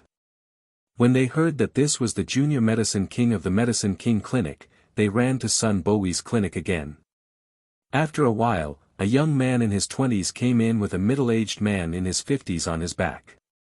Both of them were dressed in very shabby clothes. It was obvious that they were poor people. The young man put the middle-aged man on the chair. Sun Bowie felt the middle-aged man's pulse and said, "Are you suffering from gout?" "Doctor, you're right. My gout has been getting worse and worse recently. Now I don't dare to touch the ground at all. I can't walk or work. Even so, it's still very painful. It doesn't matter. I can cure it." Sun Bowie wrote down a prescription and handed it to the middle-aged man. "Take the medicine according to this prescription, and your gout will be completely cured in half a month. But you should eat less animal viscera and soy products in the future." "Thank you, doctor." The middle-aged man took the prescription and asked hesitantly, "Doctor, I want to ask you something. Is the medicine on the prescription expensive? How much does it cost for a month?" Sun Bowie said, "It's okay. It's not too expensive, but it will cost at least 3,000 yuan a month." The middle-aged man sighed and said, "Doctor, to tell you the truth, my family is very poor. A few years ago, my mother just got sick and passed away, and there was a lot of famine in my family. I can't work because of gout. I rely on my son to support my family. I don't have so much money to take medicine. Can you help me find another way? Sun Bowie said with embarrassment, I understand what you said, but you have to pay for the medicine. I can't help you. The young man said, Dad, don't worry. I'll go out and find a way to borrow some money to buy medicine for you. The middle-aged man sighed again and said, We haven't paid off the debt yet, so we can't borrow any more money. I'll just wait for a while. I think I'll be fine after a while. Sun Bowie said, Your symptoms are in the early stage and can be cured. But if it goes on like this, your joints will be deformed. Then it will be troublesome. The middle-aged man said with a sad face, But our family really has no money to buy medicine. I can't add to the burden of the child. Come here. You don't need to take medicine here. Chin Haodong waved to the young man and the middle-aged man. The middle-aged man was immediately overjoyed and said, Doctor, can I really cure it without taking medicine? Chin Haodong said, Of course. I just need to give you a massage and you'll be cured. You don't need to take medicine and I won't charge you any medical fee. That's great. Doctor, you're really a living bodhisattva. Thank you so much. The middle-aged man asked the young man to carry him to the chair in front of Chin Haodong and sit down. Sun Bowie said angrily, Chin Haodong, this is not the way to show off. I've never seen anyone who can cure gout with massage. That's because you didn't meet me earlier. If you had met me earlier, you wouldn't be as ignorant as you are now. Chin Haodong said as he stretched out his hands and pressed them on the middle-aged man's legs. While massaging, he passed pure green with genuine qi to dredge the blocked meridians. As the saying goes, if the meridians were unblocked, there would be no pain. A few minutes later, he opened up all the meridians in the legs blocked by gout, and the pain in the middle-aged man's legs immediately disappeared. Chapter 768. After curing the gout in the middle-aged man's leg, Chin Haodong did not stop there. He had already seen that the father and the son were really in a difficult family, so he helped them again. He refined the middle-aged man's body from head to toe with green wood genuine qi. From now on, not only would he not get sick, but his body would also be much stronger than before. Even if he relied on his physical strength to make money, he could make more money than others. 10 minutes later, he patted the middle-aged man's thigh and said, Uncle, it's done. You can stand up and have a try. Really? Am I really cured? The middle-aged man felt that his feet not only did not hurt, but also felt very comfortable. He seemed to be full of strength. Before the young man came to help him, he stood up from the chair. The young man said nervously, Dad, be careful.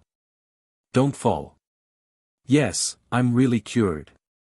The middle-aged man hugged his son excitedly and spun around 3 times. Everyone was dumbfounded. Wasn't the treatment a little too effective? His son had carried him here just now, but now Chin Haodong had picked him up. After all, the man weighed more than 50 kilograms. Even a healthy person could not carry him so easily. After the excitement, the middle-aged man put his son on the ground. They bowed deeply to Chin Haodong together and said, Doctor, thank you. We will never forget your great kindness. The young man took out the only 2 red banknotes from his pocket and said, Doctor, I'm really sorry. This is all we have. You can pay for the treatment. Chin Haodong waved his hand and pushed the money back to him. No need. I said that this treatment is free. After they thanked him again, the middle-aged man turned around and said to Sun Bowie, Young man, you're a good man, but your medical skills are too poor. You should learn more from this young doctor in the future. After that, the father and son left the clinic, leaving Sun Bowie in a mess. Although Chin Haodong did not accept his challenge and did not compete with him in medical skills, the treatment just now was enough to tell who was better. The medicine that he had prescribed would take a month to cure the patient's illness, but the patient had only massaged for 10 minutes and left energetically. Even those who did not know medicine could see how big the gap between the two of them was. He was a little discouraged, but when he looked at Su Hui next to him, he couldn't bear to leave. He must be good at treating gout, but not other diseases. After finding an excuse for himself, he returned to his seat and continued to treat the patients.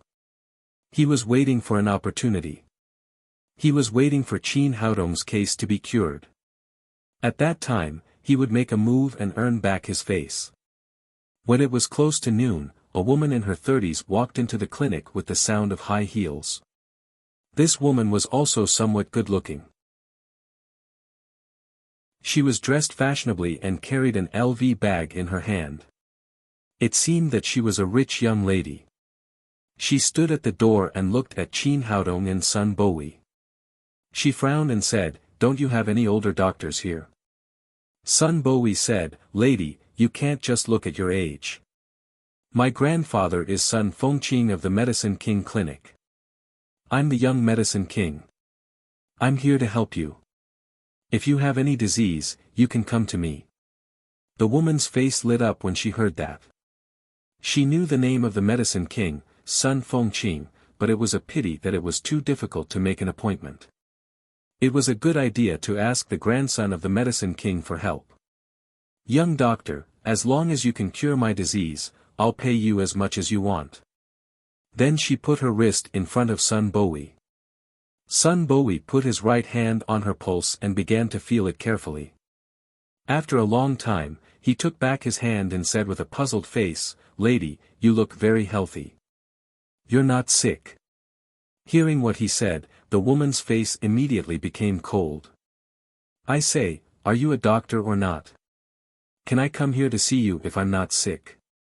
"Lady, then tell me what's wrong with me." His question was normal, but the woman's face became more and more gloomy after hearing it. "Aren't you a Chinese medicine practitioner? Don't you diagnose by feeling the pulse? If I tell you, what else can I do for you?" Sun Bowie said, "But Chinese medicine is about looking, listening, questioning, and feeling the pulse. Asking the patient what's wrong is also an important way to diagnose. You have to cooperate with me to make a more accurate diagnosis." "No, I can't tell you. You have to figure it out yourself." Well, if it had been in normal times, Sun Bowie would have driven such an unreasonable patient out. But now his goddess was watching, and he couldn't drive the patient out without even diagnosing the disease. That would be a great shame. In desperation, he reached out to feel the woman's pulse again. He felt both of her wrists, but as before, there was nothing wrong with her. "Lady, what do you think? What's wrong with you? If it's not convenient for you to tell me, you can let me have a look. Our Chinese medicine practitioners are all about looking, rogue, bastard." Before he could finish speaking, the woman jumped up from her seat and slapped Sun Bowie hard in the face. Sun Bowie's cheek had just been slapped. Now that he was slapped for the second time, it immediately swelled up. "What are you doing? Are you crazy?" He was so aggrieved. He had been treating patients for so many years, but he had never been slapped twice in a row like today. He was too unlucky. "I don't think you're sick at all. You're here to make trouble." "Nonsense. You can't tell that I'm not sick. You're a quack." The woman scolded the quack, picked up her bag and walked out of the clinic. At this time, Qin Haodong called out, "Sister, I can cure your disease." The woman paused for a moment and said, "I don't want to cure you. There's no serious doctor here." She saw that Qin Haodong was younger than Sun Bowie, so she didn't trust him from the bottom of her heart. She continued to walk to the door. Qin Haodong said again, "Sister, if I'm not mistaken, your disease started after the operation, or is it the sequelae of the operation?" The woman had already stepped out of the door, but when she heard this, she suddenly stepped back. She looked back at Qin Haodong and said, "Little brother, how did you know?" Qin Haodong said, "Chinese medicine is about looking, listening, questioning, and feeling the pulse. Looking depends on the patient's qi, not on the specific parts of the patient. Little brother, you're right. You're not like that quack. The woman glared at Sun Bowie and then sat down in front of Qin Haodong. Qin Haodong felt the woman's pulse again and said, "Your body was very healthy before. The current problem is that after the operation, the organ's autoimmune regulation system was destroyed, which is the sequelae of the operation. For this kind of situation, Western medicine can't do anything. I'll give you a prescription that can not only treat your illness, but also help you adjust the immunity there. But in the future, you must be careful not to do this kind of surgery again. Everything that goes against nature is harmful to the body." The woman blushed at first, then nodded and said, "Little brother, I see. Thank you." Qin Haodong's words not only pointed out her condition but also protected her privacy, which made the woman admire and feel grateful. Soon, Qin Haodong wrote a prescription and gave it to the woman. "Take the medicine according to this prescription, and you'll be fine in a week." "Thank you, doctor." The woman put a stack of money on the table, then took the prescription and walked out of the door. Before leaving, she did not forget to say to Sun Bowie, "Quack." As the grandson of Sun Fengqing, the king of medicine, Sun Bowie had always been very proud. But today, he had been scolded as a quack twice, which made him both ashamed and aggrieved. At the same time, he was also very curious about the woman's condition. He could not tell what it was, but Qin Haodong could see it clearly. He wanted to go over and ask, but in the end, he was too embarrassed to do so. At this point, he was too ashamed to stay here any longer. He had not even found out the cause of the disease, but Qin Haodong had earned 10,000 yuan in the blink of an eye. This made him completely lose his temper. If he stayed here any longer, he would only humiliate himself. After packing up the medicine box, Sun Bowie walked out of the Huidong Clinic of Traditional Chinese Medicine with a bleak look. After he left, Su Hui said, "What the hell is going on? What's wrong with that woman? Didn't she just have an operation? Why are you acting so mysterious?" Qin Haodong said, "Because her operation is special." Su Hui asked in confusion, "What's special about it?" Qin Haodong looked at her with a playful face and said, "Vaginal contraction." "Ah!" Su Hui let out a soft cry. She had heard of this kind of operation before, but she did not expect to see it today.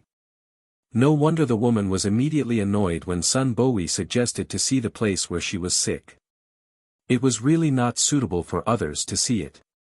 Qin Haodong continued, "Some women, in order to achieve a specific purpose or please a man, rashly do this kind of operation, but they don't know the consequences. The vaginal contraction is against the natural law of human nature. After the operation, it will destroy a woman's immune system and cause all kinds of gynecological diseases. This woman is in such a situation. At first, her idea must be to please a man in this way, but after the operation, she can't even guarantee the most basic method, so she is in a hurry to receive treatment. Western medicine generally has no good way to deal with the problems left after the operation. She can only come to see a traditional Chinese medicine practitioner, but because of her privacy, she is too embarrassed to say it." Although Su Hui had lived in the Tang sect, she had not had the time to sleep with Qin Haodong because of the time. She was still a virgin, so she could not help blushing when she heard what he said. "You're a bad person. You can say anything." Qin Haodong said with a smile, "For a doctor, these are just discussing the disease. Why are you embarrassed? Are you thinking about other things? Stop talking." Su Hui said and punched him in the chest. After lunch, Qin Haodong went to the Capital Medical College for a class. When the class was over, his cell phone rang. It was Hua Mingrui. "Haodong, do you have time now? The class is just over." "What's the matter?" Hua Mingrui said, "My grandfather wants you to take a look at his body again. If it's convenient for you, come over." "Okay, I'll go now." In fact, Mu Bison's condition had basically recovered, so there was no need to treat him again. However, Hua Mingrui said that it was not a big deal to go there again. When he came to the door of the military sanatorium, Hua Mingrui was already waiting there. The two of them walked into Mu Baison's small courtyard together. When they entered the room, Mu Haiqing was also there. Seeing Qin Haodong enter the door, the father and son immediately greeted him warmly. "Little Qin, you're finally here. I've been looking forward to seeing you." After entering the room and sitting down, Mu Baison immediately stretched out his wrist and asked Qin Haodong to feel his pulse. After feeling his pulse, Qin Haodong said, "The old master's body is recovering very well. His lungs have completely recovered." Mu Baison asked, "Can I drink?" Chapter 769. Qin Haodong said, "Of course. Moderate drinking is good for your health." After getting a positive answer, Mu Baison laughed like a child. He turned to Mu Haiqing and said, "Boy, did you hear that? Dr. Qin said that I can drink, and moderate drinking is good for my health.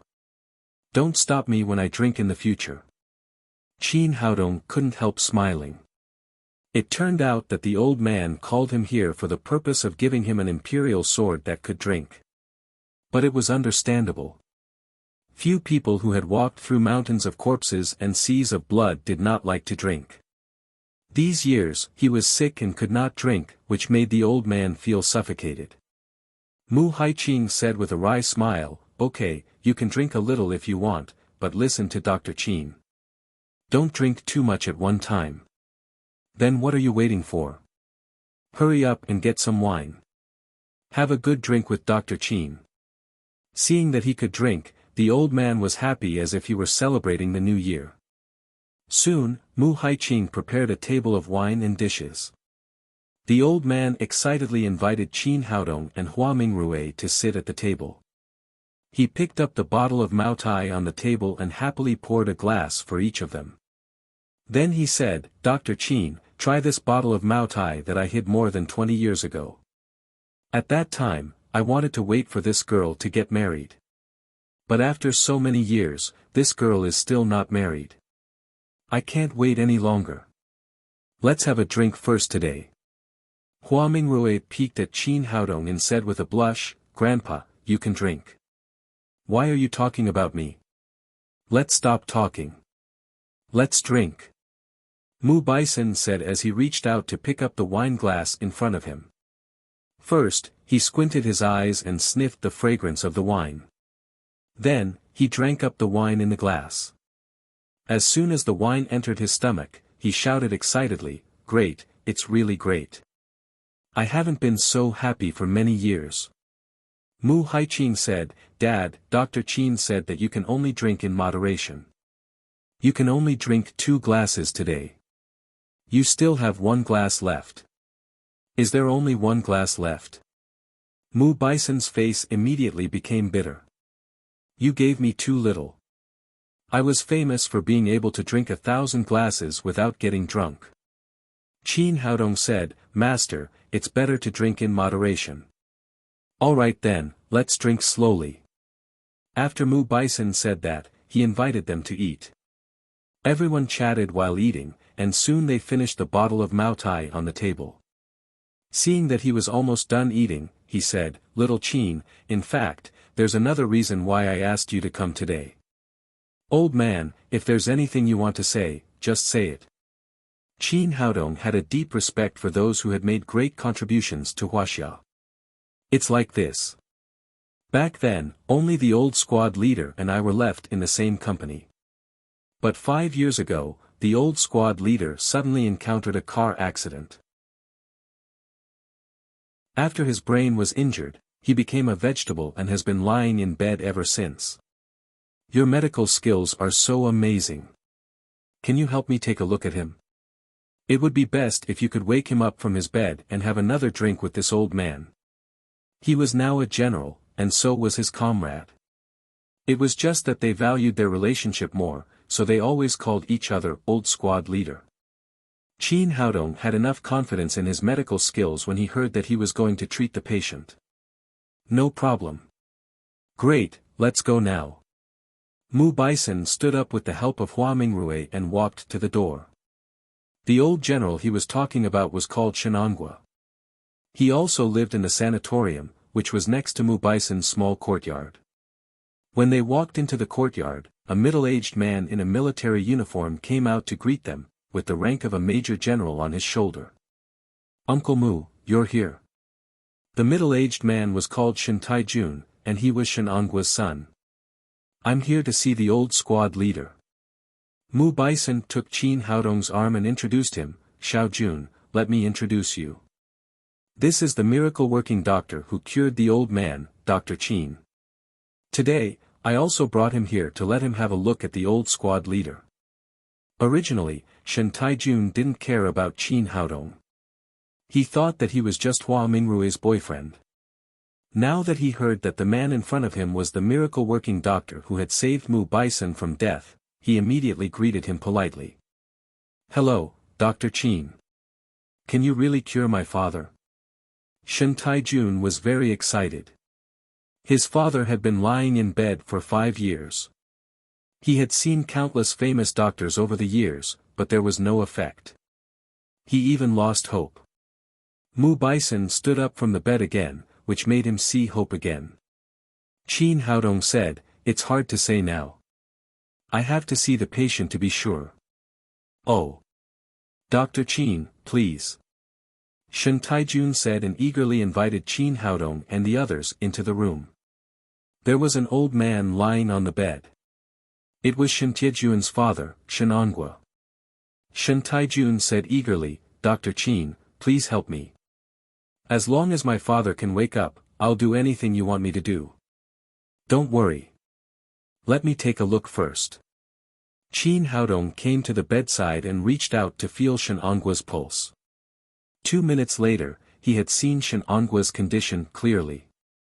The other parts of the old man's body were normal, but his head was damaged by an external force, so he became a vegetable. Seeing that he had finished feeling the pulse, Shen Taijun asked again, Dr. Qin, how is my father's illness? Can he be cured? Qin Haodong said, yes, and it's not difficult. I'll be able to wake him up soon. Hearing that Qin Haodong could cure Shenangua's disease, the tense nerves of the people around them immediately relaxed. Mu Bison said, Little Qin, tell me how the old squad leader became a vegetable. Qin Haodong thought for a moment and said, Old master, let me give you an example. For example, you are a general commanding the army. Now you are trapped in the command room and can't get out. All means of communication have been cut off by the enemy. Even if you have thousands of troops outside, you can't command them. Now old Master Shin's situation is not much different from this. His brain is not damaged, his thinking is normal, and all the organs of his body are intact. The injury is in the nervous system that connects the brain with other tissues. The brain can't give orders to other parts, so he has become a vegetable.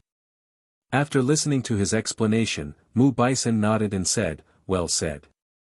I understand now. Unlike the other doctors in the past, I couldn't understand them even after a long time. Shen Taijun said, Dr. Qin, when do you want to treat my father? What do you need me to do? There's no need to prepare. I'll treat the old man now. Then Qin Haodong took out the needle bag and walked to Shenangua's bed. This kind of injury was incurable for other doctors, but it was not difficult for him. As long as he used the rejuvenative acupuncture to repair the damaged nerves, the old man could wake up again.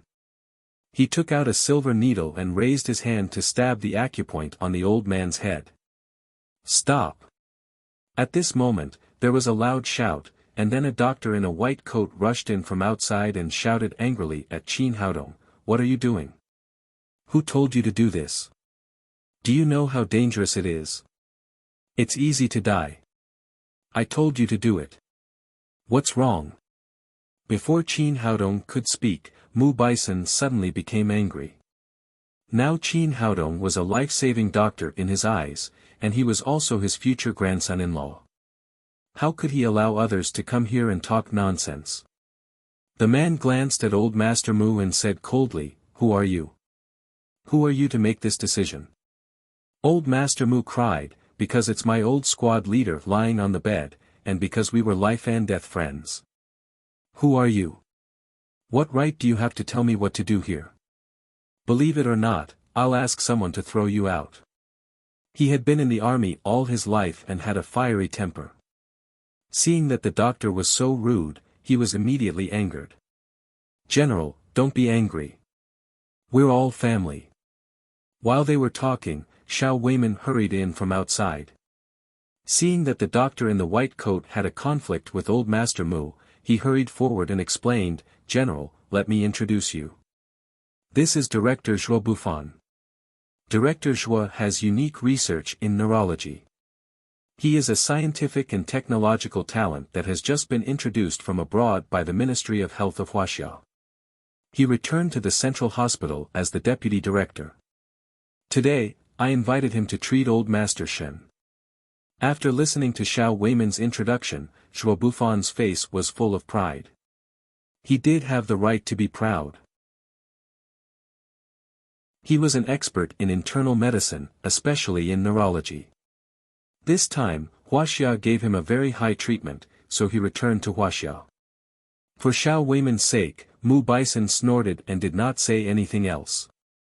After the introduction, Xiao Weiman saw Qin Haodong and went forward to greet him. Little Qin, you're here too. Qin Haodong said, Minister Xiao, I'm here to treat old Master Shen. What a joke. Only you can treat a patient with this thing. Zhuo Bufan pointed to the silver needle in Qin Haodong's hand and said, You're not treating a patient at all. You're killing him. If I had stopped him a little later, I'm afraid that he would have died by now. Qin Haodong frowned. This man was too rude. He had just rudely interrupted his treatment, and now he was questioning his medical skills. Dr. Zhuo, please watch your words. I'm a traditional Chinese medicine practitioner and I'm treating a patient. How can you say that I'm killing him? Zhuo Bufan sneered and said, Traditional Chinese medicine, it's really funny. Can traditional Chinese medicine cure diseases? Qin Haodong was really annoyed by this kind of person who casually questioned traditional Chinese medicine.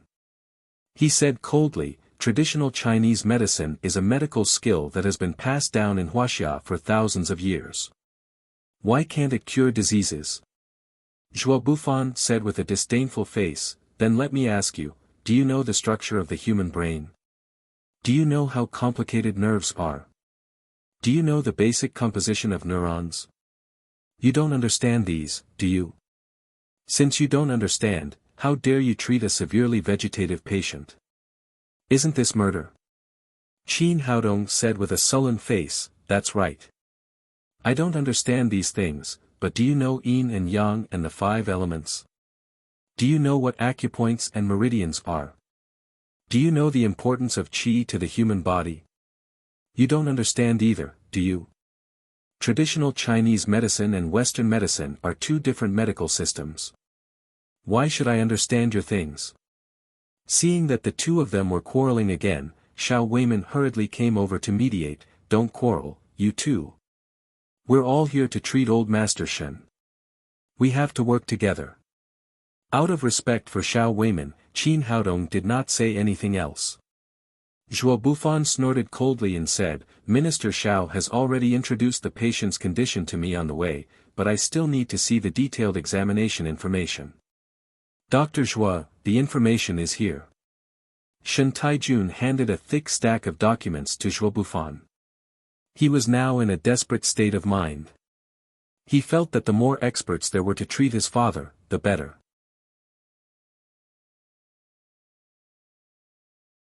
Chapter 770. Zhuo Bufan read the whole examination materials from beginning to end. The more he read, the more serious his expression became. After he finished reading, Shen Taijun stepped forward and asked, Dr. Zhuo, is there any hope for my father's illness? Zhuo Bufan put down the materials in his hand and said, the patient's condition is very serious. If it's just an ordinary nerve fracture, it can be treated by surgery, but the location of the patient's nerve fracture is in the cerebral cortex. The brain is one of the most complicated organs in the human body. Once other organs are touched during the operation, it is very likely to cause brain death or lifelong paralysis of the patient, so it is impossible to complete the operation in this case. Xiao Weimin frowned. He had invited Zhuo Bufan here with great hope. Dr. Zhuo, how do you think we should treat this situation? Zhuo Bufan said, in view of the patient's overall condition, the best treatment plan is conservative treatment. Qin Haodong couldn't help saying, what do you mean by conservative treatment? Do you want the patient to sleep like this? Zhuo Bufan glanced at him and said, for now, that's the only way.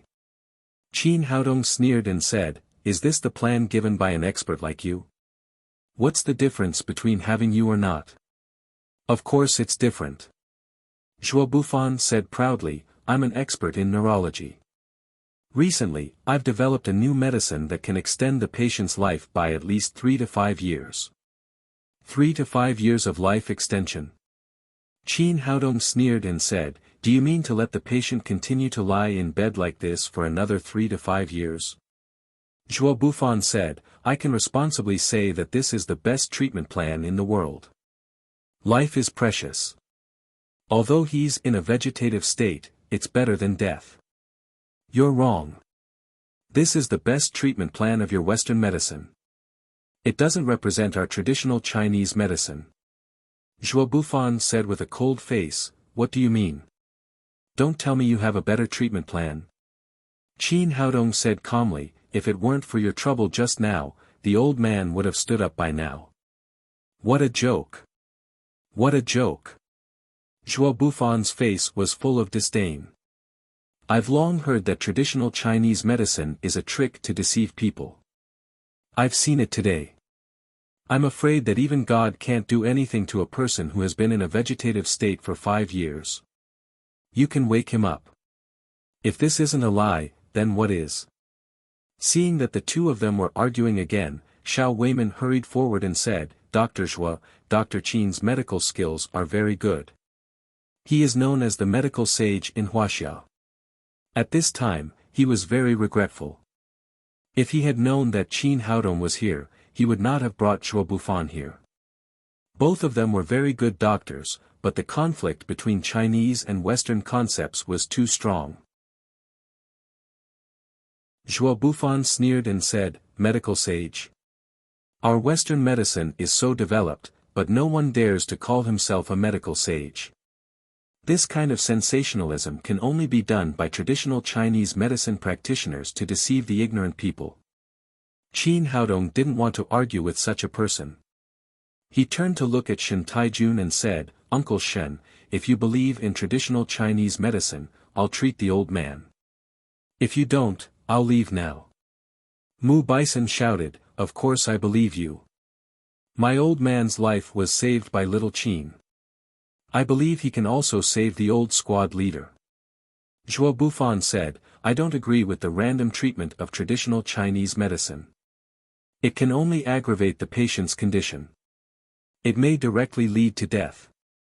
At present, the best solution is conservative treatment.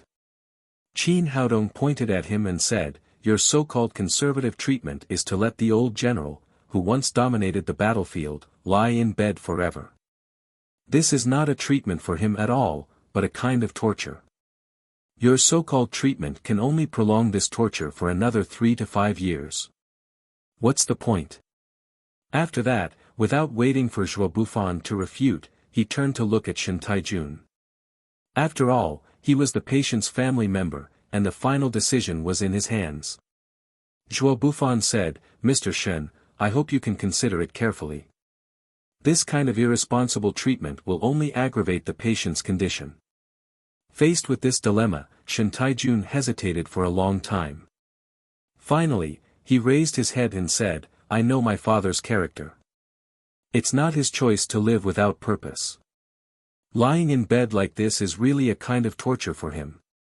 I accept Dr. Qin's treatment. After that, he turned around and gave Qin Haodong a standard military salute.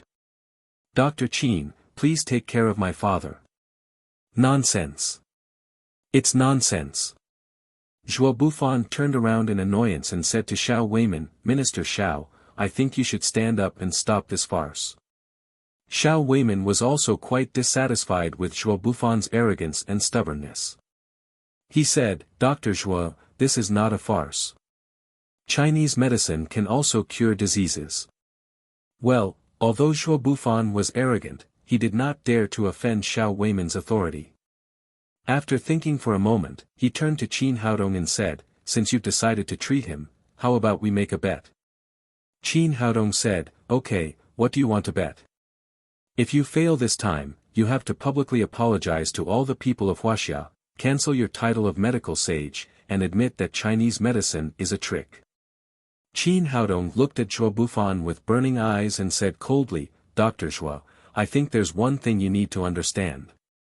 Chinese medicine has been passed down for thousands of years. It's the treasure of our Wuxia nation. It's not a trick. Even your ancestors survived with Chinese medicine. It can be said that without Chinese medicine, there would be no me, and there would be no you. Even if I can't cure old Master Shen's illness, it can only be said that I don't have a good understanding of Chinese medicine. It has nothing to do with the medical skills of Chinese medicine. Zhuo Bufan sneered and said, This is all an excuse. It means that you don't dare to bet. Qin Haodong said, Of course I will bet. Qin Haodong said, But the bet has to be changed. If I lose, I will publicly apologize to all of Wuxia and cancel my title of medical sage. At the same time, I will say goodbye to the profession of doctor and never be a doctor again. Zhuo Bufan said, That's fine. If I lose, I will also publicly apologize to Chinese medicine and say goodbye to the profession of doctor. No need. I'm not as narrow-minded as you. Qin Haodong looked at Zhuo Bufan and said, I think your suit is good. Let's use it as a bet. If you lose, take off this suit and give it to me now. Zhuo Bufan's expression changed. It seemed that the bet was very small, but if his clothes were taken off in public, how could he, a returned doctor, an internal medicine expert and the deputy director of the central hospital, face others in the future? Seeing his hesitation, Qin Haodong asked, What's wrong, Dr. Zhuo? Are you afraid? Why wouldn't I dare? It's a deal then. As a medical expert who had studied in M country, he had seen almost all the medical cases in the world. He had never heard of anyone who could wake up a vegetative person in a short time. It was impossible. Therefore, in his opinion, this was a bet that he would definitely win. He dared to bet his life, not to mention his suit. After that, he turned to Xiao Weiman and said, Minister Xiao, please be a witness for us, in case someone goes back on his word later. Xiao Weiman looked embarrassed. One of them was the best Chinese medicine practitioner in Wuxia, and the other was a leading figure of Western medicine. They could be said to be his right-hand men. But now that things had come to this, he had no room to retreat. He could only say, Well, I'll be a witness for you too. After the bet was settled, Qin Haodong took out the silver needles again and walked to the bedside. He was 100% confident in the treatment this time. Although he did not understand the structure of the human brain and the composition of neurons, these things were meaningless to him. As a Chinese medicine practitioner, he only needed to know where the meridians were and solve the problem. Under the observation of the spirit, he locked the position of Shen Ongua's broken nerves, and then began to use the rejuvenative acupuncture to connect the broken nerves. Soon, more than a dozen silver needles were pierced into the major acupoints on Shen Ongua's head. The greenwood genuine qi continued to flow into his body through the silver needles, nourishing the injured meridians with the rejuvenative acupuncture. About 10 minutes later, he took back the silver needles. At this time, all the injured meridians had been connected, and the meridians in the head had returned to normal. After putting away the silver needles, he massaged his chest and dantian a few times. Shen Onggua had been bedridden for 5 years. Although his organs were intact, his meridians and qi and blood had fallen into a half-asleep state. They were fully activated after being nourished by the greenwood genuine qi. The people around looked at him nervously. Only Zhuo Bufan looked at the ceiling with disdain, waiting for Qin Haodong to make a fool of himself. Seeing that Qin Haodong had put away the silver needles, Shen Taijun hurriedly asked, "Dr. Qin, how is my father?" "He's fine. He's completely recovered." After Qin Haodong said that, he turned to Zhuo Bufan and said, "Dr. Zhuo, this set of clothes is already mine. Take it off quickly." "What a joke." Zhuo Bufan glanced at Shen Ongua, who was still lying in bed. "Is this your so-called cure? I think you'd better hurry up and do another examination for the patient. Don't make him brain dead." "Don't worry, that's good." Shen Ongua had been asleep for a long time, and Qin Haodong was giving him a buffer time. Seeing that it was about time, he reached out and patted Shen Ongua's dantian. With a snap, Shen Ongua, who was on the bed, suddenly opened his eyes and then sat up. His body did not feel stiff at all. Seeing that the old man suddenly sat up, the others were shocked and took 2 steps back. Shen Taijun was overjoyed and immediately rushed up to support the old man. He said with tears streaming down his face, "Dad, you finally woke up. This. How is this possible?" Zhuo Bufan was so surprised that his eyeballs almost fell to the ground. More than 10 minutes ago, he had been lying in a vegetative state on the bed, but now he suddenly sat up. This was really shocking. Although Shen Ongua had been lying in bed, his brain was not damaged at all, as Qin Haodong had said, so he knew what was happening around him clearly. He turned around, landed on his feet, and stood up from the bed. He reached out to grab Qin Haodong's arm and said excitedly, "Little magic doctor, thank you so much. Without you, the rest of my life would be completely wasted." After that, he turned his head and glared at Zhuo Bufan. "You quack, do you know how much I've suffered over the years?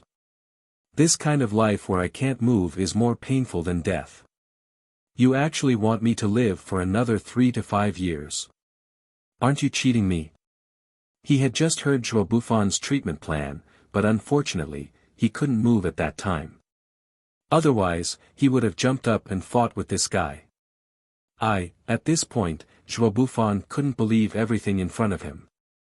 If he hadn't just read the examination information, he would have really thought that the old man and Qin Haodong were performing together. How could a vegetative person wake up so easily?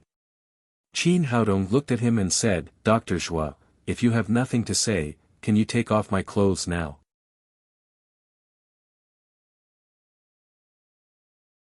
Chapter 771. Well, although he had made a bet, Zhuo Bufan was not prepared to take off his clothes at all. He could not do such a thing in front of so many people and then run back naked. He could only look at Xiao Weimin for help. Xiao Weimin sighed. If he had known this would happen, he wouldn't have done it in the first place. Zhuo Bufan was indeed too arrogant. But no matter what, he was the one who brought him here. It would not look good if he really brought him back naked. He said to Qin Haodong, "Little Qin, Dr. Zhuo already knows his mistake. Let's forget about it." Zhuo Bufan quickly said, "Yes, Dr. Qin, I was wrong before. When I go back, I will publicly apologize to traditional Chinese medicine. Let's forget about taking off my clothes, okay?" Qin Haodong said, "No, you have to admit your defeat. But since Minister Xiao interceded, I will save you some face. I don't want your pants, but you still have to take off your shirt." This guy had just slandered traditional Chinese medicine with great momentum. This kind of person had to be taught a lesson, or he would not learn his lesson in the future. Zhuo Bufan looked at Xiao Weimin again, but this time, Xiao Weimin did not even look at him. He turned his head and looked out of the window. Xiao Weimin knew very well that Qin Haodong had already given him face by leaving him a pair of pants. He could not go too far. Moreover, Zhuo Bufan had indeed gone too far just now, so he deserved a lesson. In desperation, Zhuo Bufan could only take off his shirt and glare at Qin Haodong fiercely. Now that things had come to this, he no longer had the face to stay there. He walked out of the sanatorium without looking back. His assistant was waiting outside in the car. He was shocked when he saw him running out naked. It was already autumn. Why was the vice director so hot? Zhuo Bufan got in the car and shouted to his assistant, "What are you looking at? Hurry up and drive." In the yard, Shen Taijun took out a bank card and stuffed it into Qin Haodong's hand. "Dr. Qin, there's 500,000 yuan here.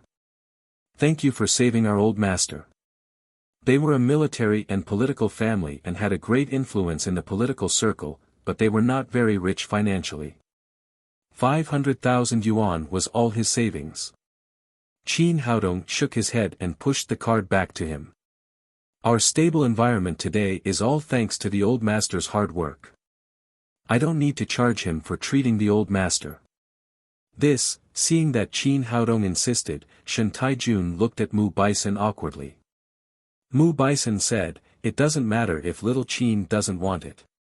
He didn't have money to treat the old man. Anyway, he is Mingrue's boyfriend. We will be a family in the future." Shen Taijun could only keep his card after hearing Elder Mu's words. Old Master Shen said, "Young man, you're really good. Old Mu has already said that we will be a family in the future. As long as we two old things don't die, our words still have some weight in Huaxia. If you need anything in the future, just say it. We two old men will help you." After being nourished by the green with genuine qi, he did not look like a patient who had just recovered from a serious illness. On the contrary, he was in good spirits. He looked back at Hua Mingrue and said, "Time flies so fast. When I was injured, I was still a little girl. Now I have grown up. When are you going to get married? This old man must have a good drink." Hua Mingrue blushed. "Grandpa Shen, you're joking with me again. What's there to be embarrassed about? Besides, you and little Dr. Qin are really a good match. I think you're a good match." Shen Anhua turned to Shen Taijun and said, "Boy, what are you waiting for? Hurry up and arrange the food and wine. Old Mu and I are going to have a good drink with little Dr. Qin." Shen Taijun said, "Dad, you've just recovered from a serious illness. It's not good to drink. What if you have a relapse?" Qin Haodong said, "It doesn't matter. The old man has been completely cured now. It's okay to drink a little."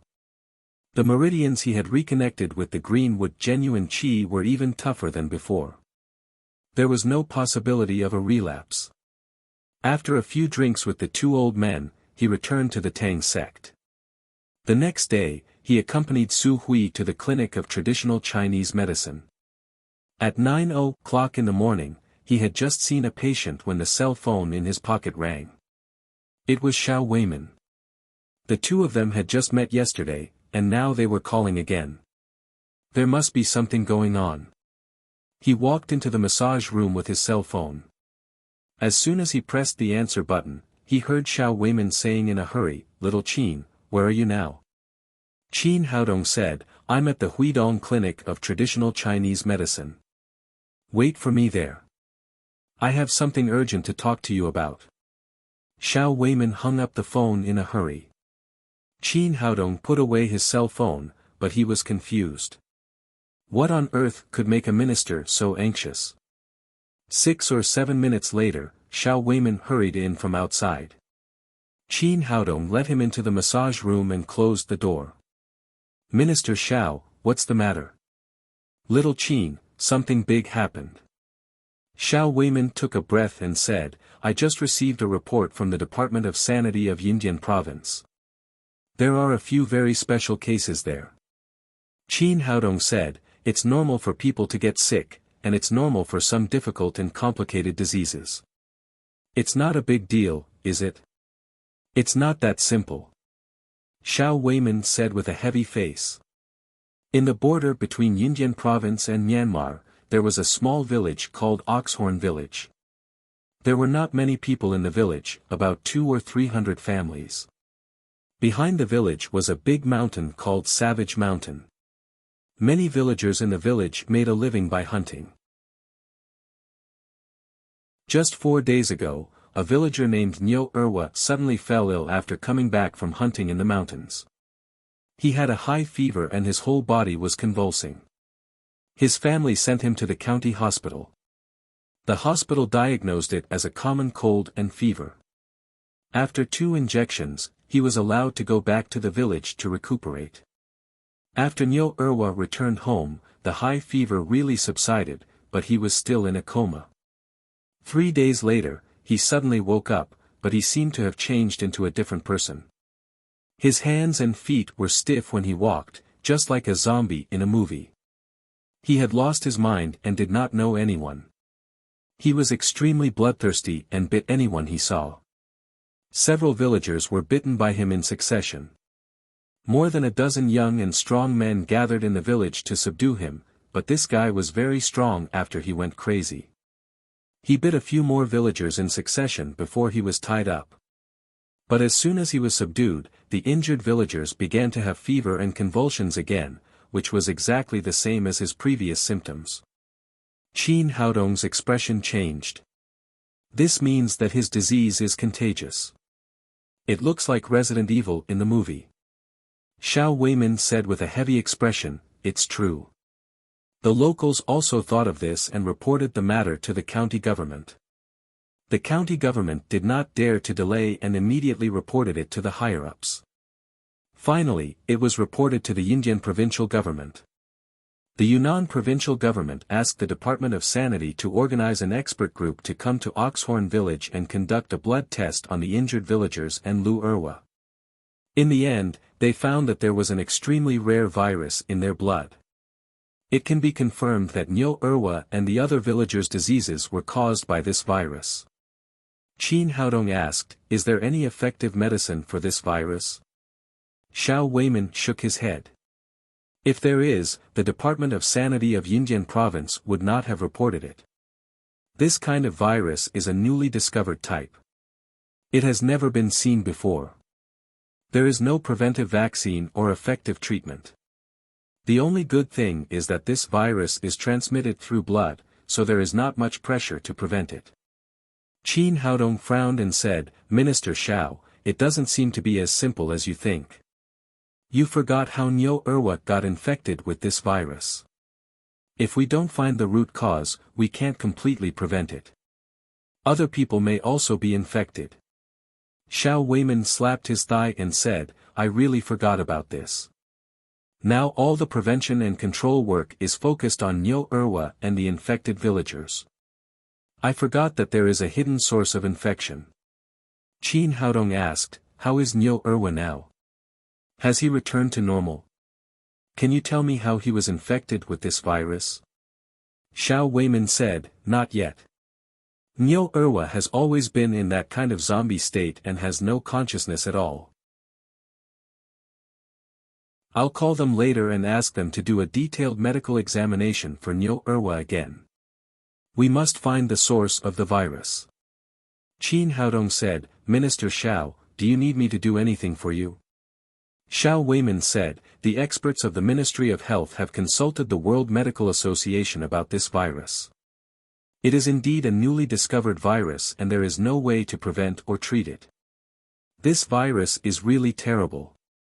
If it is not controlled well, it will really become a biochemical crisis. Therefore, the Ministry of Health decided to form an expert group to Yindian province and eliminate this crisis from the source.